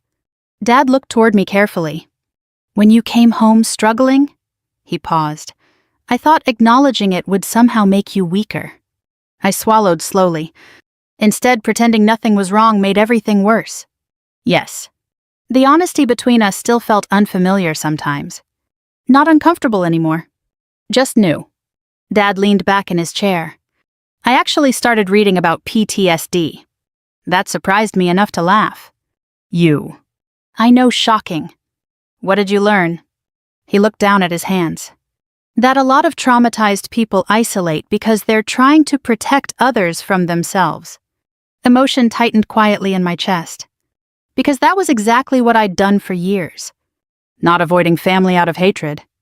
Out of fear. Fear of snapping at people, fear of ruining holidays, fear of bringing darkness into rooms that felt safe before I entered them. Dad exhaled slowly. I wish I'd understood earlier. Part of growing older is realizing regret never fully disappears. You just learn to live beside it more gently. A week later, Melissa visited with her 2 kids. Watching my sister move around my little house barefoot while her children chased fireflies across the yard healed something inside me I hadn't even realized was broken. For years I kept distance because I believed I no longer fit inside ordinary family life. Now I understood something different. Trauma may change people, but it doesn't disqualify them from love. Late that night after the kids fell asleep, Melissa and I sat on the porch swing listening to frogs near the water. I used to envy you, she admitted quietly. I blinked. You envied me. You got to escape. That stunned me. Melissa smiled sadly into the darkness. Dad put all his expectations onto me after you left. She tucked a blanket tighter around her shoulders.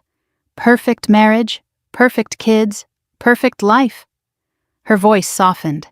I spent years terrified of disappointing him too. That hit hard because I'd never seen her burden clearly either. Families misunderstand each other in every direction sometimes. I'm sorry, I whispered. She shook her head gently. We were both trying to survive him in different ways. The porch swing creaked softly while warm southern air moved through the trees. Then Melissa looked at me carefully. You know what changed him most. What? The shame. I frowned slightly. She continued quietly. Not because you were impressive, because he realized you were suffering and he missed it completely. I stared out into the darkness beyond the yard. Maybe that was true. Maybe the deepest pain parents feel isn't failure itself, but realizing they misunderstood their own child while there was still time to do better. The next morning, Dad prepared to drive back to Virginia. Before leaving, he hesitated beside his truck awkwardly. Then he reached into the cab and handed me something. An old framed photograph. Mom standing between Melissa and me at Virginia Beach when we were children. I stared at it silently. You should have it, he said softly. Emotion rose unexpectedly in my throat. Thank you. Dad nodded once. Then after a small pause, he added quietly, I'm proud of the woman you became, Caroline. His eyes filled slightly, not because of Syria, because you survived it, and still chose kindness afterward. That one nearly broke me. Because after everything, kindness was the part I fought hardest to keep. He hugged me tightly before climbing into the truck. I stood in the driveway watching him disappear down the quiet Carolina road beneath giant oak trees. And for the first time in decades, home no longer felt like a place I had to survive. It finally felt like somewhere I belonged again. If this story touched you, maybe take a moment to think about someone in your own life who might be carrying pain silently.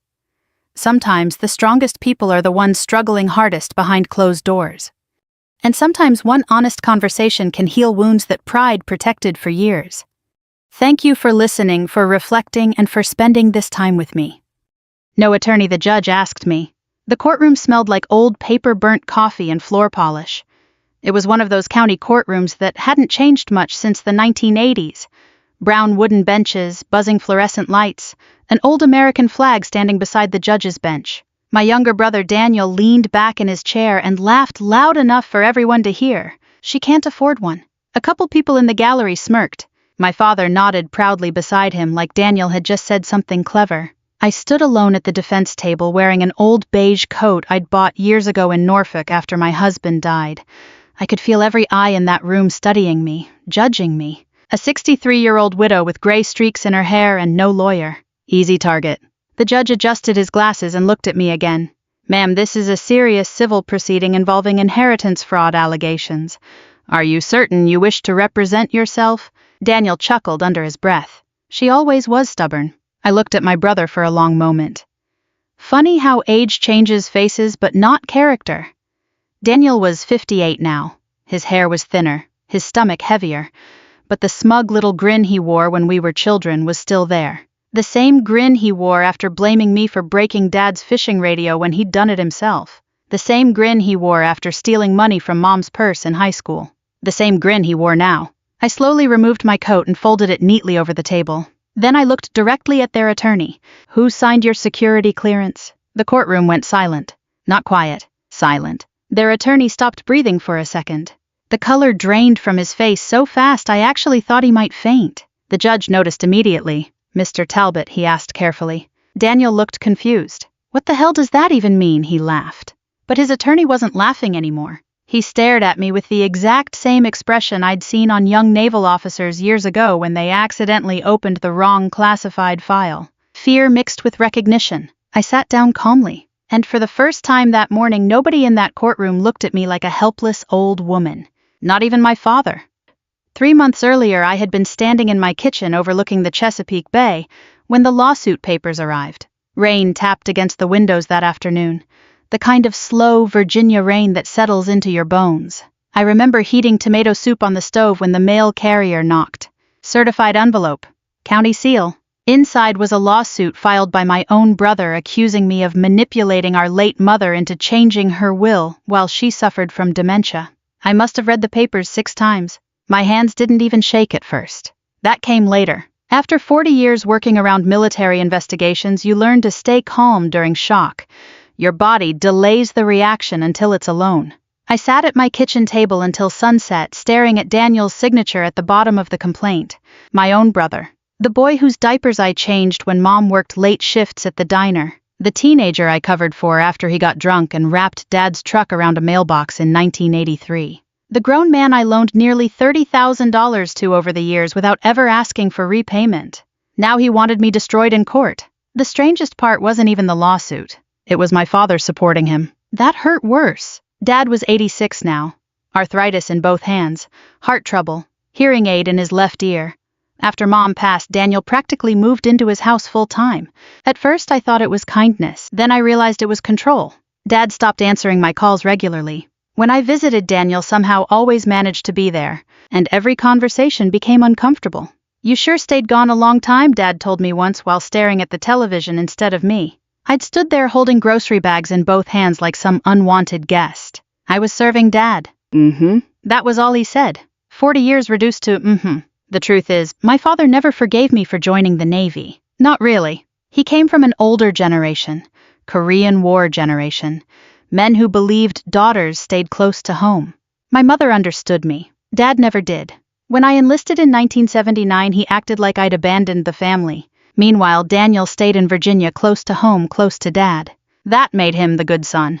Didn't matter how many failed businesses he started. Didn't matter how much money disappeared over the years. Didn't matter how many lies Mom quietly covered for. He stayed.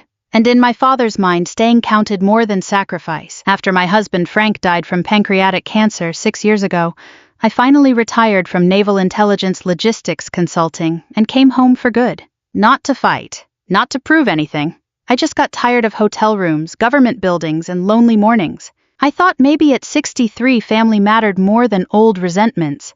I was wrong. The first sign came during Mom's final year alive. She started calling me late at night. Not emotional calls. Careful ones.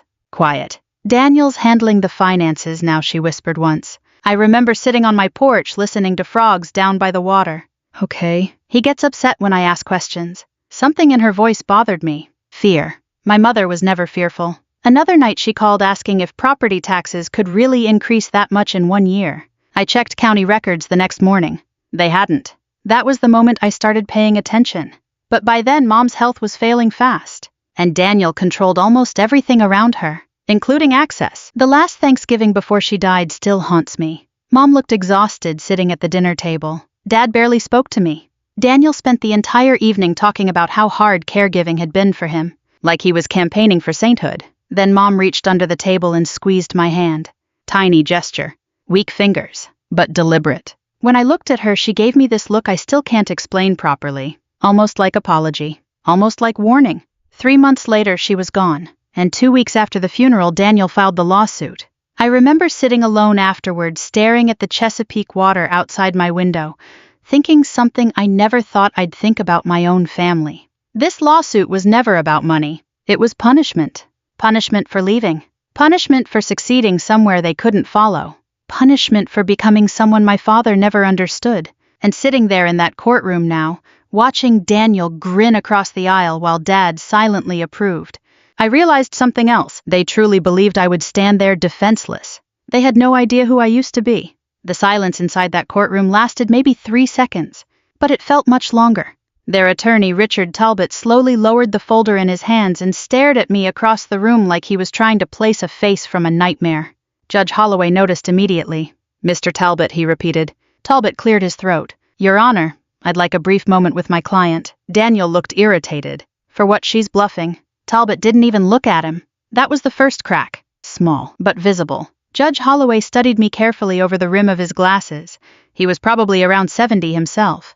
Silver hair, navy blue tie, calm voice, the kind of old-school judge who believed manners still mattered. 5 minutes, he said finally. The gavel tapped once. Everybody stood. The room exploded into whispers. I stayed seated. At my age, you learn there's no point rushing anywhere, especially not toward conflict. Daniel followed his attorney near the back wall, visibly annoyed. "What is wrong with you?" I heard him hiss. Talbot spoke so quietly I couldn't hear the words, but I saw the fear. And fear has a language of its own. My father remained seated on the wooden bench behind Daniel's table. His shoulders looked smaller than I remembered. Old age had finally caught him over the last couple years.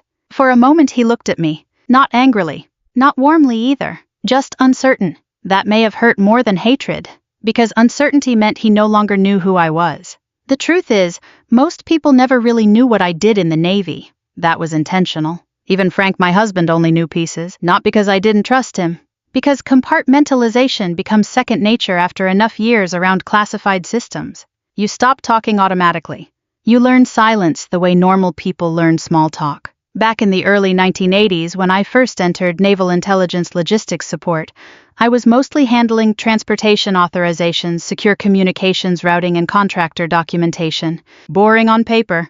That's how government work usually looks from the outside. But over time I moved into security compliance investigations involving defense contractors and overseas supply coordination during the Gulf War years. Nothing glamorous. No Hollywood nonsense. Mostly long nights, bad coffee, endless reports, and people lying about money. People think intelligence work is guns and car chases. Most of it is paperwork. Very dangerous paperwork. One missing signature can compromise an operation. One dishonest contractor can cost lives. I learned early that corruption rarely looks dramatic at first. Usually it starts with somebody quietly changing numbers nobody expects others to check. That lesson stayed with me long after retirement, including when I started noticing strange financial patterns around my mother's accounts. Talbot approached the bench after recess ended.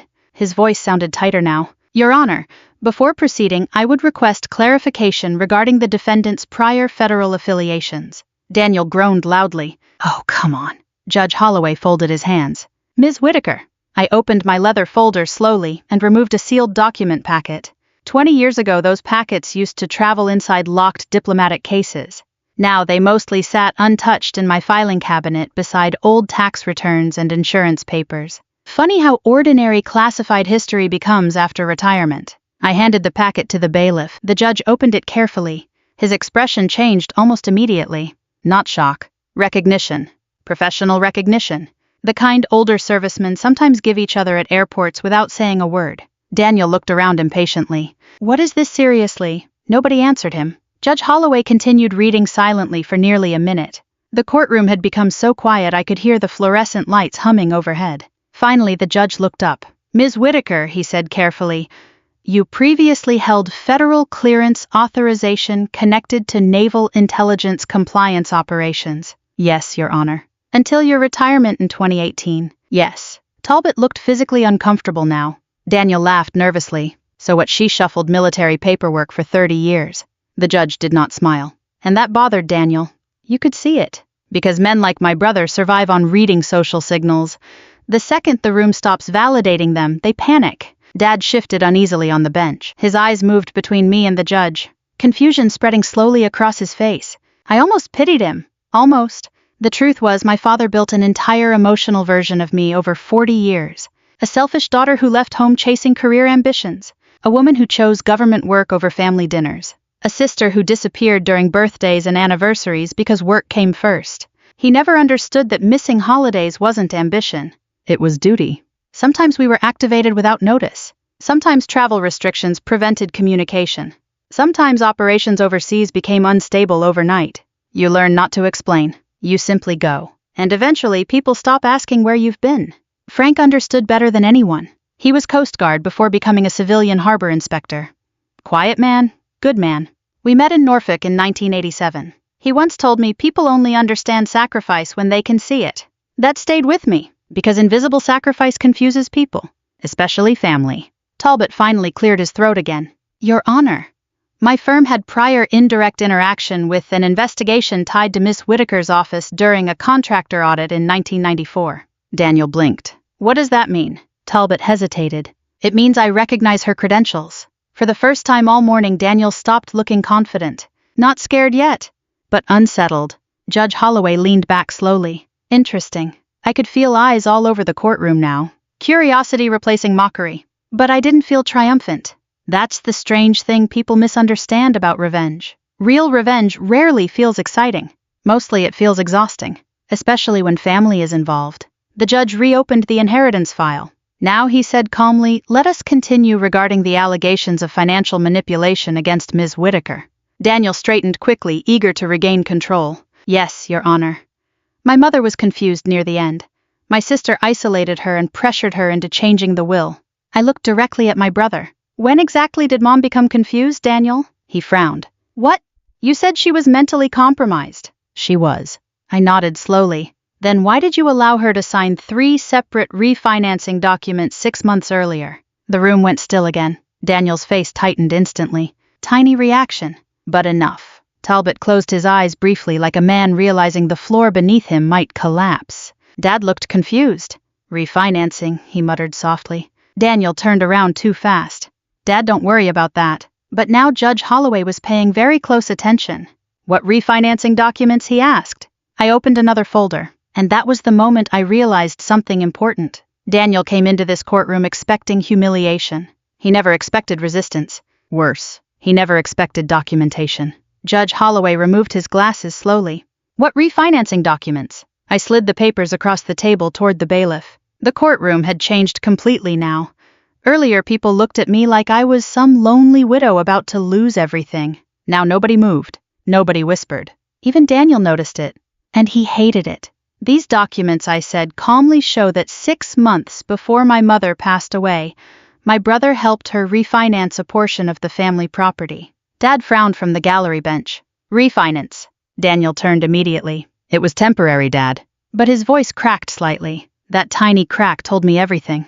Judge Holloway studied the paperwork carefully. Mr. Whitaker, he said, these forms carry your mother's signature.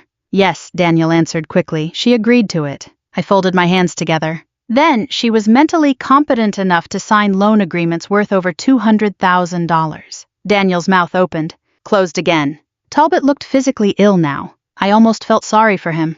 Almost. Because Richard Talbot wasn't the villain here. He was a lawyer who walked into court believing he represented a bitter inheritance dispute between siblings. Instead, he'd discovered he might be sitting beside financial fraud. There's a difference. A dangerous one. Dad leaned forward slowly. What loan? Daniel's irritation flared immediately. Dad, I told you already it was for the business. What business? Judge Holloway asked. Daniel hesitated. The marina expansion. I nearly smiled. There never was a marina expansion. Just another failed investment Daniel tried hiding from the family. Over the years, my brother cycled through business ideas the way some people cycle through diets. Boat repair, landscaping, vending machines, used RV sales. Every single one collapsed under debt. And every collapse somehow became somebody else's fault. Bad economy, bad partners, bad timing. Never Daniel. Never his gambling. Never the quiet loans. Never the missing money. Mom covered for him most of her life because she couldn't bear conflict. Dad covered for him because he believed sons deserved second chances longer than daughters did. But age changes things, especially desperation. I looked at the judge again. Your Honor, I'd also entered into Evidence County tax payment records for the property over the last 4 years. Talbot rubbed his forehead hard. Daniel muttered, oh my God. The bailiff handed the documents to Judge Holloway. The judge's eyebrows lifted slightly. These payments came from your personal account, Ms. Whitaker. Yes. Dad stared at me. You paid the taxes. I nodded once. Daniel jumped in immediately. She only did that to manipulate Mom. I turned toward him slowly. No, Daniel. I did it because the county was preparing lien notices. That landed hard. Dad's face strained. What? The old man looked genuinely shaken now. I hated seeing it. No matter how angry I'd been over the years, he was still my father. And old age makes betrayal look crueler somehow, especially when confusion enters the picture. Judge Holloway's tone sharpened. Mr. Whitaker, was your father aware the property faced tax delinquency concerns? Daniel avoided eye contact. It wasn't serious. But it had been serious. Very serious. I remembered the exact night I discovered it. Mom had called me around 11:30. Her voice sounded weak. Nervous. Margaret, she whispered, could you check something for me? I sat up immediately in bed. What's wrong? I found a letter from the county. The next morning I drove 2 hours to Fairfax and went straight to the records office. That's when I learned portions of the property taxes had gone unpaid for nearly 18 months. Not because Mom forgot, because somebody redirected money. I knew immediately who that somebody was, but proving it quietly without humiliating Dad became the problem. So I paid the overdue amount myself. Nearly $16,000. I never told anyone. Not even Frank's old friends from the Coast Guard support group I occasionally met for coffee. You know something strange about getting older. You stop keeping score. At least healthy people do. You help because somebody has to.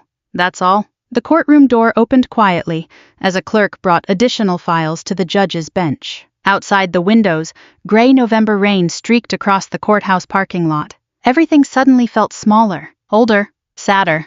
Judge Holloway reviewed the records for several long moments before looking toward Daniel again. Mr. Whitaker, he said carefully, did your mother personally authorize these financial transfers? Yes. Do you possess documentation beyond your own submitted statements? Daniel swallowed. Talbot finally spoke up. Your Honor, my client may require time to organize supplementary records. That was lawyer language for we have a problem. A serious one. Dad looked back and forth between us like a man waking from anesthesia. Slowly, painfully. I don't understand, he murmured.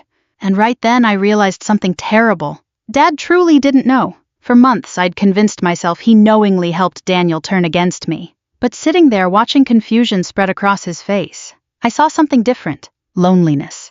Old age terrifies people in ways younger folks don't fully understand. Once your spouse dies, the world becomes unstable. You start depending on whoever stays closest. Daniel understood that, and he used it. He became Dad's driver, Dad's helper, Dad's daily company. Not because he loved responsibility, because proximity creates influence, especially with elderly parents. The judge looked toward me again. Ms. Whitaker, do you possess further evidence regarding financial irregularities? I hesitated briefly, then opened the final folder. Inside was a handwritten letter. Mom's handwriting. Weak but recognizable. The second Dad saw the envelope, his breathing changed. Oh no, he whispered. Daniel's face hardened immediately. Where did you get that? Mom had mailed it to me 3 weeks before she died. Certified mail. No return address. Inside was only one handwritten sentence on the front page. If anything happens, read this in court. I'd carried that letter in my bag for months without opening it again. Partly because I already knew what it contained. Partly because I was afraid hearing Mom's voice one last time might break something inside me I couldn't repair. Judge Holloway accepted the envelope carefully. Is this relevant to the financial allegations? I looked toward my father, then my brother, then finally the judge. Yes, Your Honor. Daniel stood suddenly. That letter shouldn't be admitted. The room froze. Judge Holloway's eyes narrowed slightly. And why is that, Mr. Whitaker? For the first time all day? Daniel looked afraid. Daniel remained standing. That letter shouldn't be admitted. Nobody in the courtroom moved. Judge Holloway folded his hands slowly. And why exactly would that be, Mr. Whitaker? Daniel opened his mouth, then hesitated. Talbot quietly touched his sleeve. Sit down, the attorney whispered. Daniel ignored him. That letter was written while my mother was confused. The judge glanced toward me. Ms. Whitaker, I answered calmly. My mother mailed it certified 3 weeks before her death. The judge examined the envelope carefully. The certification stamp was still visible near the corner. Dated. Verified. Real. Talbot finally spoke in a tired voice. Your Honor, perhaps we should review the contents privately before reading anything into public record. That alone told me everything. Richard Talbot no longer trusted his own client. Judge Holloway nodded once. I agree. He opened the envelope carefully. The paper inside looked fragile with age and handling. I recognized Mom's stationery immediately. Pale blue flowers around the edges. She'd used those letters for years. Christmas notes, birthday cards, recipes nobody in the family bothered learning properly. Funny what survives people. The judge adjusted his glasses and began reading silently. At first his expression stayed neutral. Then slowly, it changed. Not dramatic, not theatrical, just heavy, like a man carrying unexpected weight. Dad noticed too. What does it say? He asked quietly. Judge Holloway looked up. Mr. Whitaker, I believe this letter concerns all parties involved. I intend to admit it into record. Daniel's face tightened. You can't seriously. I can, the judge interrupted calmly. That shut him up. The courtroom air felt different now. Earlier there had been tension. Now there was dread. Judge Holloway began reading aloud. To whoever reads this, if Margaret brings this letter to court one day, it means things became worse than I feared. Dad lowered his head slowly. I felt my chest tighten hearing Mom's words again. Her voice returned instantly inside my memory. Soft Virginia accent, careful pacing, gentle even when angry. The judge continued, Daniel has been handling more of our finances since my health declined. I wanted to believe he was helping. But over time I became frightened to ask questions. Daniel stared at the table. Talbot closed his eyes briefly. I discovered money missing from accounts your father knew nothing about. When I confronted Daniel, he became angry and blamed stress from business troubles. Dad looked at his son. What is she talking about? Daniel didn't answer. The judge kept reading. I should have addressed this sooner, but after 58 years of marriage, I know your father. He avoids conflict when it involves family, especially Daniel. That one hit hard. Because it was true. Dad had spent his entire life pretending problems disappeared if ignored long enough. Sometimes that works with neighbors, not with children. Judge Holloway's voice softened slightly as he continued. Margaret may seem distant to people who don't understand her life, but distance is not abandonment. I swallowed carefully. The room remained completely still. Her work required silence. More silence than most families could tolerate. But she served this country honorably for decades while expecting nothing in return from any of us. Dad's hands began trembling. She missed holidays because duty called her away. She missed birthdays because other families needed their sons and daughters protected too. I looked down at my folded coat resting beside me. Suddenly I remembered another courtroom. Different year, different building. A military contractor hearing involving missing navigation equipment during the Gulf War buildup. 3 straight days awake. 2 sailors nearly killed because somebody altered procurement records. That investigation changed my career permanently. But while I sat in secure rooms halfway across the world, my family back home simply thought Margaret skipped Thanksgiving again. Invisible sacrifice. Frank was right. People rarely understand what they cannot see. The judge continued reading Mom's letter. I am writing this because I fear resentment has poisoned my family. Your father never forgave Margaret for leaving home. Daniel quietly learned to use that pain. Dad suddenly covered his mouth with one shaking hand. The old man looked destroyed, not angry. Destroyed. And for the first time since Mom died, my own anger weakened a little. Because grief changes elderly people differently. Younger people burn hot. Older people collapse inward. Judge Holloway paused before reading the next section. I also need the truth known clearly. Margaret secretly paid overdue taxes on this property after Daniel failed to do so. A murmur spread through the courtroom. Dad stared directly at Daniel now. You told me taxes were handled. Daniel snapped immediately. I was trying to fix it. With what money? I asked quietly. He glared at me, and suddenly I saw it. Not arrogance, panic, pure panic. People like Daniel survive through momentum. As long as nobody stops them, they keep spinning stories faster than others can question them. But once truth enters the room, everything collapses quickly. Judge Holloway resumed reading. I love both my children, but love without honesty destroys families slowly. Daniel needs help, not excuses. That line broke something inside Dad.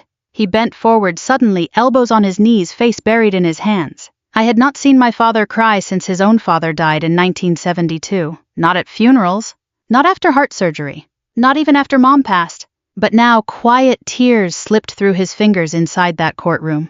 Nobody looked away. Even Daniel seemed shaken seeing it. The judge finished the final paragraph softly. If this family still has a chance after I am gone, it will only happen when truth becomes more important than pride. Silence filled the room again. Heavy silence. The kind older people understand well. The silence after hospitals. After funerals, after marriages fail quietly. Judge Holloway folded the letter carefully and removed his glasses. Dad finally looked up at me. His eyes were red. I didn't know he whispered. 3 simple words. But after 40 years of distance, they felt enormous. Daniel stood abruptly. She manipulated Mom into writing that. But even he sounded uncertain now. Talbot spoke before anyone else could. Daniel, stop talking. No, Mr. Whitaker. No professional distance anymore. Just exhausted honesty. Daniel stared at his own attorney in disbelief. What? Talbot rubbed his face slowly. Then he said the sentence that changed everything. You never told me about the taxes. Daniel said nothing. You never told me about refinancing against the property either. Still silence. And you definitely never mentioned a handwritten statement from your mother warning about financial misconduct. Dad looked at Daniel like he no longer recognized him. The old man's entire body seemed smaller somehow. Fragile. Judge Holloway leaned forward carefully. Mr. Whitaker, I strongly advise complete honesty from this point forward. Daniel finally looked at me. Not smug, not superior, just cornered.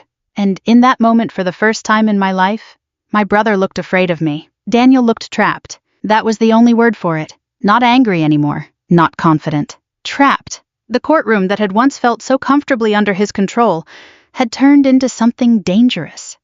Every pair of eyes now watched him the same way people watch a bridge after hearing the first crack. Carefully, cautiously. Judge Holloway folded his hands together.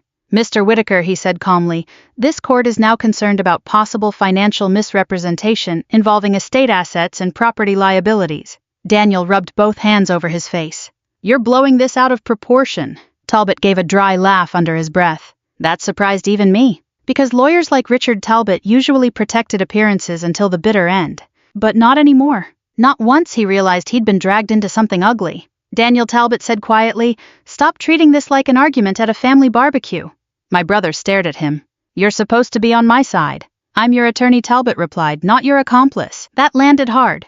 Dad looked physically sick. The old man's hands trembled against the wooden bench beside him.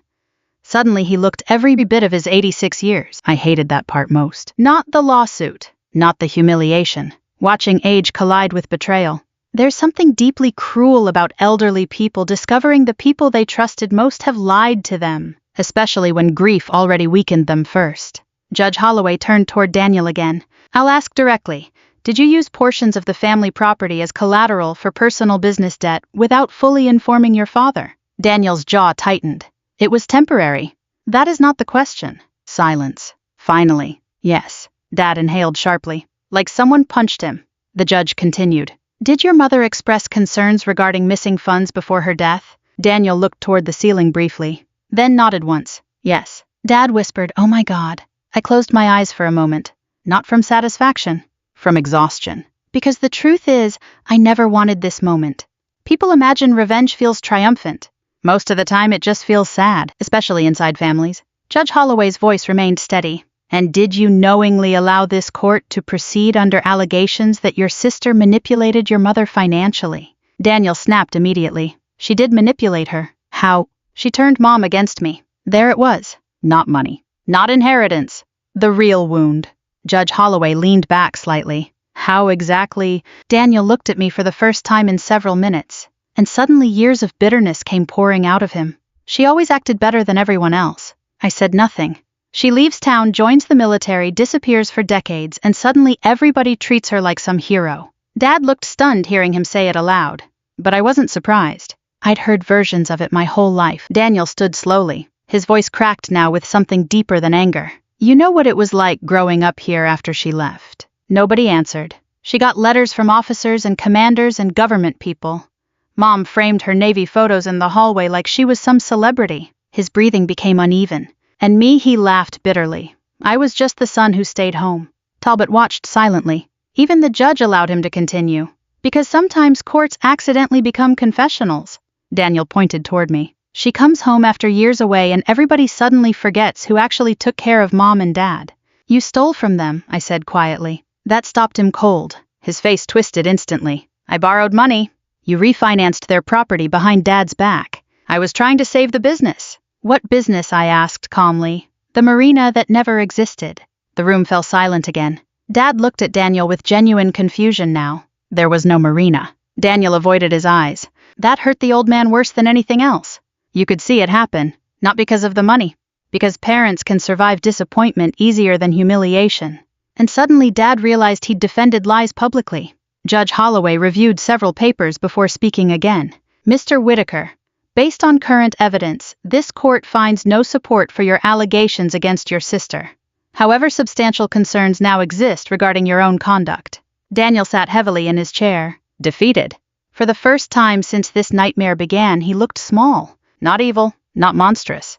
Just broken in ordinary human ways. That's the thing people eventually learn about family conflict. Most villains are simply wounded people who chose bitterness too long. Judge Holloway continued, I am referring portions of these financial findings for additional civil review. Dad lowered his head again. Daniel looked terrified now. Wait. But the judge raised one hand. However, everybody looked up. I also recognize this matter involves significant family grief, elder dependency concerns, and long-standing emotional conflict. The judge looked toward me. Ms. Whitaker, do you wish to pursue maximum civil penalties available under the current evidence? The courtroom became perfectly still. Talbot looked surprised. Daniel looked terrified. Dad looked ashamed. And me, I looked at my brother. Really looked at him. Past the arrogance. Past the lies. Past the resentment. I saw the little boy who used to wait on the front porch for me after school because bullies picked on him in 5th grade. I saw the teenager who cried privately after our dog died. I saw the man who never truly became comfortable in his own skin after spending his whole life comparing himself to someone else. Bitterness had rotted him slowly. But underneath it, he was still family. I took a slow breath. Then I answered, No, Your Honor. Daniel blinked. Talbot stared at me. Even Judge Holloway looked surprised. I folded my hands quietly. My mother wanted the truth known, I said, not destruction. Dad started crying again, openly this time. No attempt to hide it. The sound nearly broke my heart. Daniel looked at me with total confusion. Why would you do that? He whispered. Because despite everything, I was tired. Tired of funerals, tired of resentment, tired of old wounds surviving longer than love. I looked at him steadily. Because somebody in this family needs to stop the bleeding. Nobody spoke after that. Not for a long time. Then finally Daniel lowered his eyes, and for the first time since childhood, my brother could not look me in the face. 3 weeks after the court hearing, the Chesapeake Bay finally started looking like winter. The water outside my house turned gray and restless. Wind pushed dead leaves across the porch every morning, and the air smelled like cold salt and wood smoke drifting from neighboring homes. Life became quiet again. The lawsuit ended faster than most people expected. Daniel withdrew the remaining claims after his attorney negotiated revised financial disclosures with the county. Judge Holloway's findings stayed on record, but because I refused harsher penalties, the matter avoided turning into criminal prosecution. That decision confused many people, including Daniel, including myself sometimes, but at my age, peace starts mattering more than victory, especially after funerals, especially after losing almost everyone who once knew you young. I spent most mornings sitting near the bay with coffee and old photo albums I hadn't opened in years. Photos from Norfolk, photos from Gulf deployments, photos of Frank standing beside Coast Guard vessels with that crooked grin I still missed every day. One morning I found an old picture of myself in uniform from 1993. Sharp posture, dark hair, eyes that still believed hard work could fix everything. I stared at it for a long time, then laughed quietly to myself. That woman had no idea how lonely service could become later in life. People thank veterans in airports now, that's kind. But they rarely understand the invisible part afterward. The missed birthdays, the emotional distance, the marriages that survive through sacrifice, the families that quietly drift away while duty keeps pulling you somewhere else. Service leaves marks nobody sees, and silence leaves marks too. Around noon that same day, somebody knocked on my front door. I already knew who it was before opening it. Dad. He stood there wearing his old brown jacket and holding a grocery bag for absolutely no reason except nervousness. Old men from his generation always needed something in their hands during emotional moments. Thought maybe you needed soup, he muttered. I stepped aside quietly. Come in. He moved slower than I remembered. The courtroom seemed to age him 10 years in one afternoon. Or maybe truth simply removes the last illusions people use to stay young. We sat at the kitchen table overlooking the bay. For nearly 2 full minutes, neither of us spoke. Finally, Dad looked out the window and sighed. Your mother loved this view. Yes. Another silence. Then I was hard on you. Not dramatic. Not theatrical. Just honest. I stirred my coffee slowly. You were. Dad nodded weakly. I thought if you left home, eventually you'd forget us. That hit harder than I expected. Because suddenly so many old arguments finally made sense. Not anger. Fear. Parents from his generation rarely admitted fear directly, especially fathers. Instead it came out sideways. Criticism. Distance. Pride. I never forgot, I said quietly. Dad rubbed his arthritic hands together. I know that now. The old man looked around my kitchen carefully. Framed photos, navy plaques packed away quietly near the bookshelf. Frank's old Coast Guard cap hanging beside the door. You really did all that stuff, he asked softly. I almost smiled. What stuff? All those years overseas, security work, investigations. A little. Dad shook his head slowly. You never talked about it. I wasn't supposed to. Another long silence settled between us. But this one felt gentler. Healing silence. Not hostile silence. Finally, Dad asked something he'd never asked me in 40 years. Were you scared? I looked down at my coffee cup. Sometimes. Not during emergencies, not during investigations. Oddly enough, training handles those moments. The fear comes later. Hotels alone at night. Phone calls you can't return. Watching young sailors pretend they aren't terrified before deployment. And funerals. So many funerals. Yes, I answered honestly, sometimes. Dad nodded slowly like he was finally meeting his daughter for the first time. I'm sorry, he whispered. Simple words. Late words. But real. At our age, real matters more than perfect. The knock at the door came unexpectedly around 20 minutes later. Dad looked confused. I didn't bring anybody. I stood and opened the door slowly. Daniel stood outside, hands shoved awkwardly into his jacket pockets. He looked exhausted. Older somehow. The courtroom had stripped something out of him too. For a moment nobody spoke. Then he looked at Dad. I almost drove away 3 times. Dad gave a tired half laugh. Probably should've. Daniel nodded slightly. Maybe. I stepped aside. Come in. The 3 of us sat awkwardly around the kitchen table like strangers trapped together during a snowstorm, which honestly described most families after enough years pass. Daniel stared down at his hands. I messed everything up. Nobody interrupted him. That business debt got worse than I told anybody. He swallowed hard. After Mom got sick. I panicked. Dad closed his eyes painfully. You lied to me. I know. You stole from us. Daniel nodded once. I know. Then finally he looked at me. I hated you for leaving. The honesty in his voice surprised me. I know, I said quietly. You always seemed stronger than me. I almost laughed at that. Because strength is one of the biggest misunderstandings in American families. People think strength means confidence. Sometimes strength is simply enduring loneliness without becoming cruel. Daniel rubbed his face. When people talked about you, it made me feel small. I studied him carefully. Not the angry brother from court, not the manipulative son. Just an aging man carrying decades of insecurity badly. And suddenly I felt tired of punishing him in my own mind. Dad slowly stood from the table and wandered toward the hallway. My old navy coat still hung beside the closet door where I'd left it earlier that morning. The room became quiet again as he stared at it. Then something happened I never expected. Dad straightened his posture carefully despite the arthritis, raised his trembling hand, and gave me the first salute of my life. I couldn't speak. Neither could Daniel. The old man's eyes filled with tears. I should have done that years ago, he whispered. Nobody moved for several seconds. Then finally I stood and hugged my father. And after a moment, my brother too. Not because everything was fixed. It wasn't. Some damage never disappears completely. But healing begins the moment pride stops speaking louder than love. And maybe that's the real tragedy of growing older. Not wrinkles. Not illness. Not even death. It's realizing how many years people waste misunderstanding each other. If this story meant something to you, if it reminded you of somebody you still need to call forgive or simply understand a little better, then maybe it was worth telling. And if you believe quiet strength still matters in this world, I hope you'll stay for more stories like this.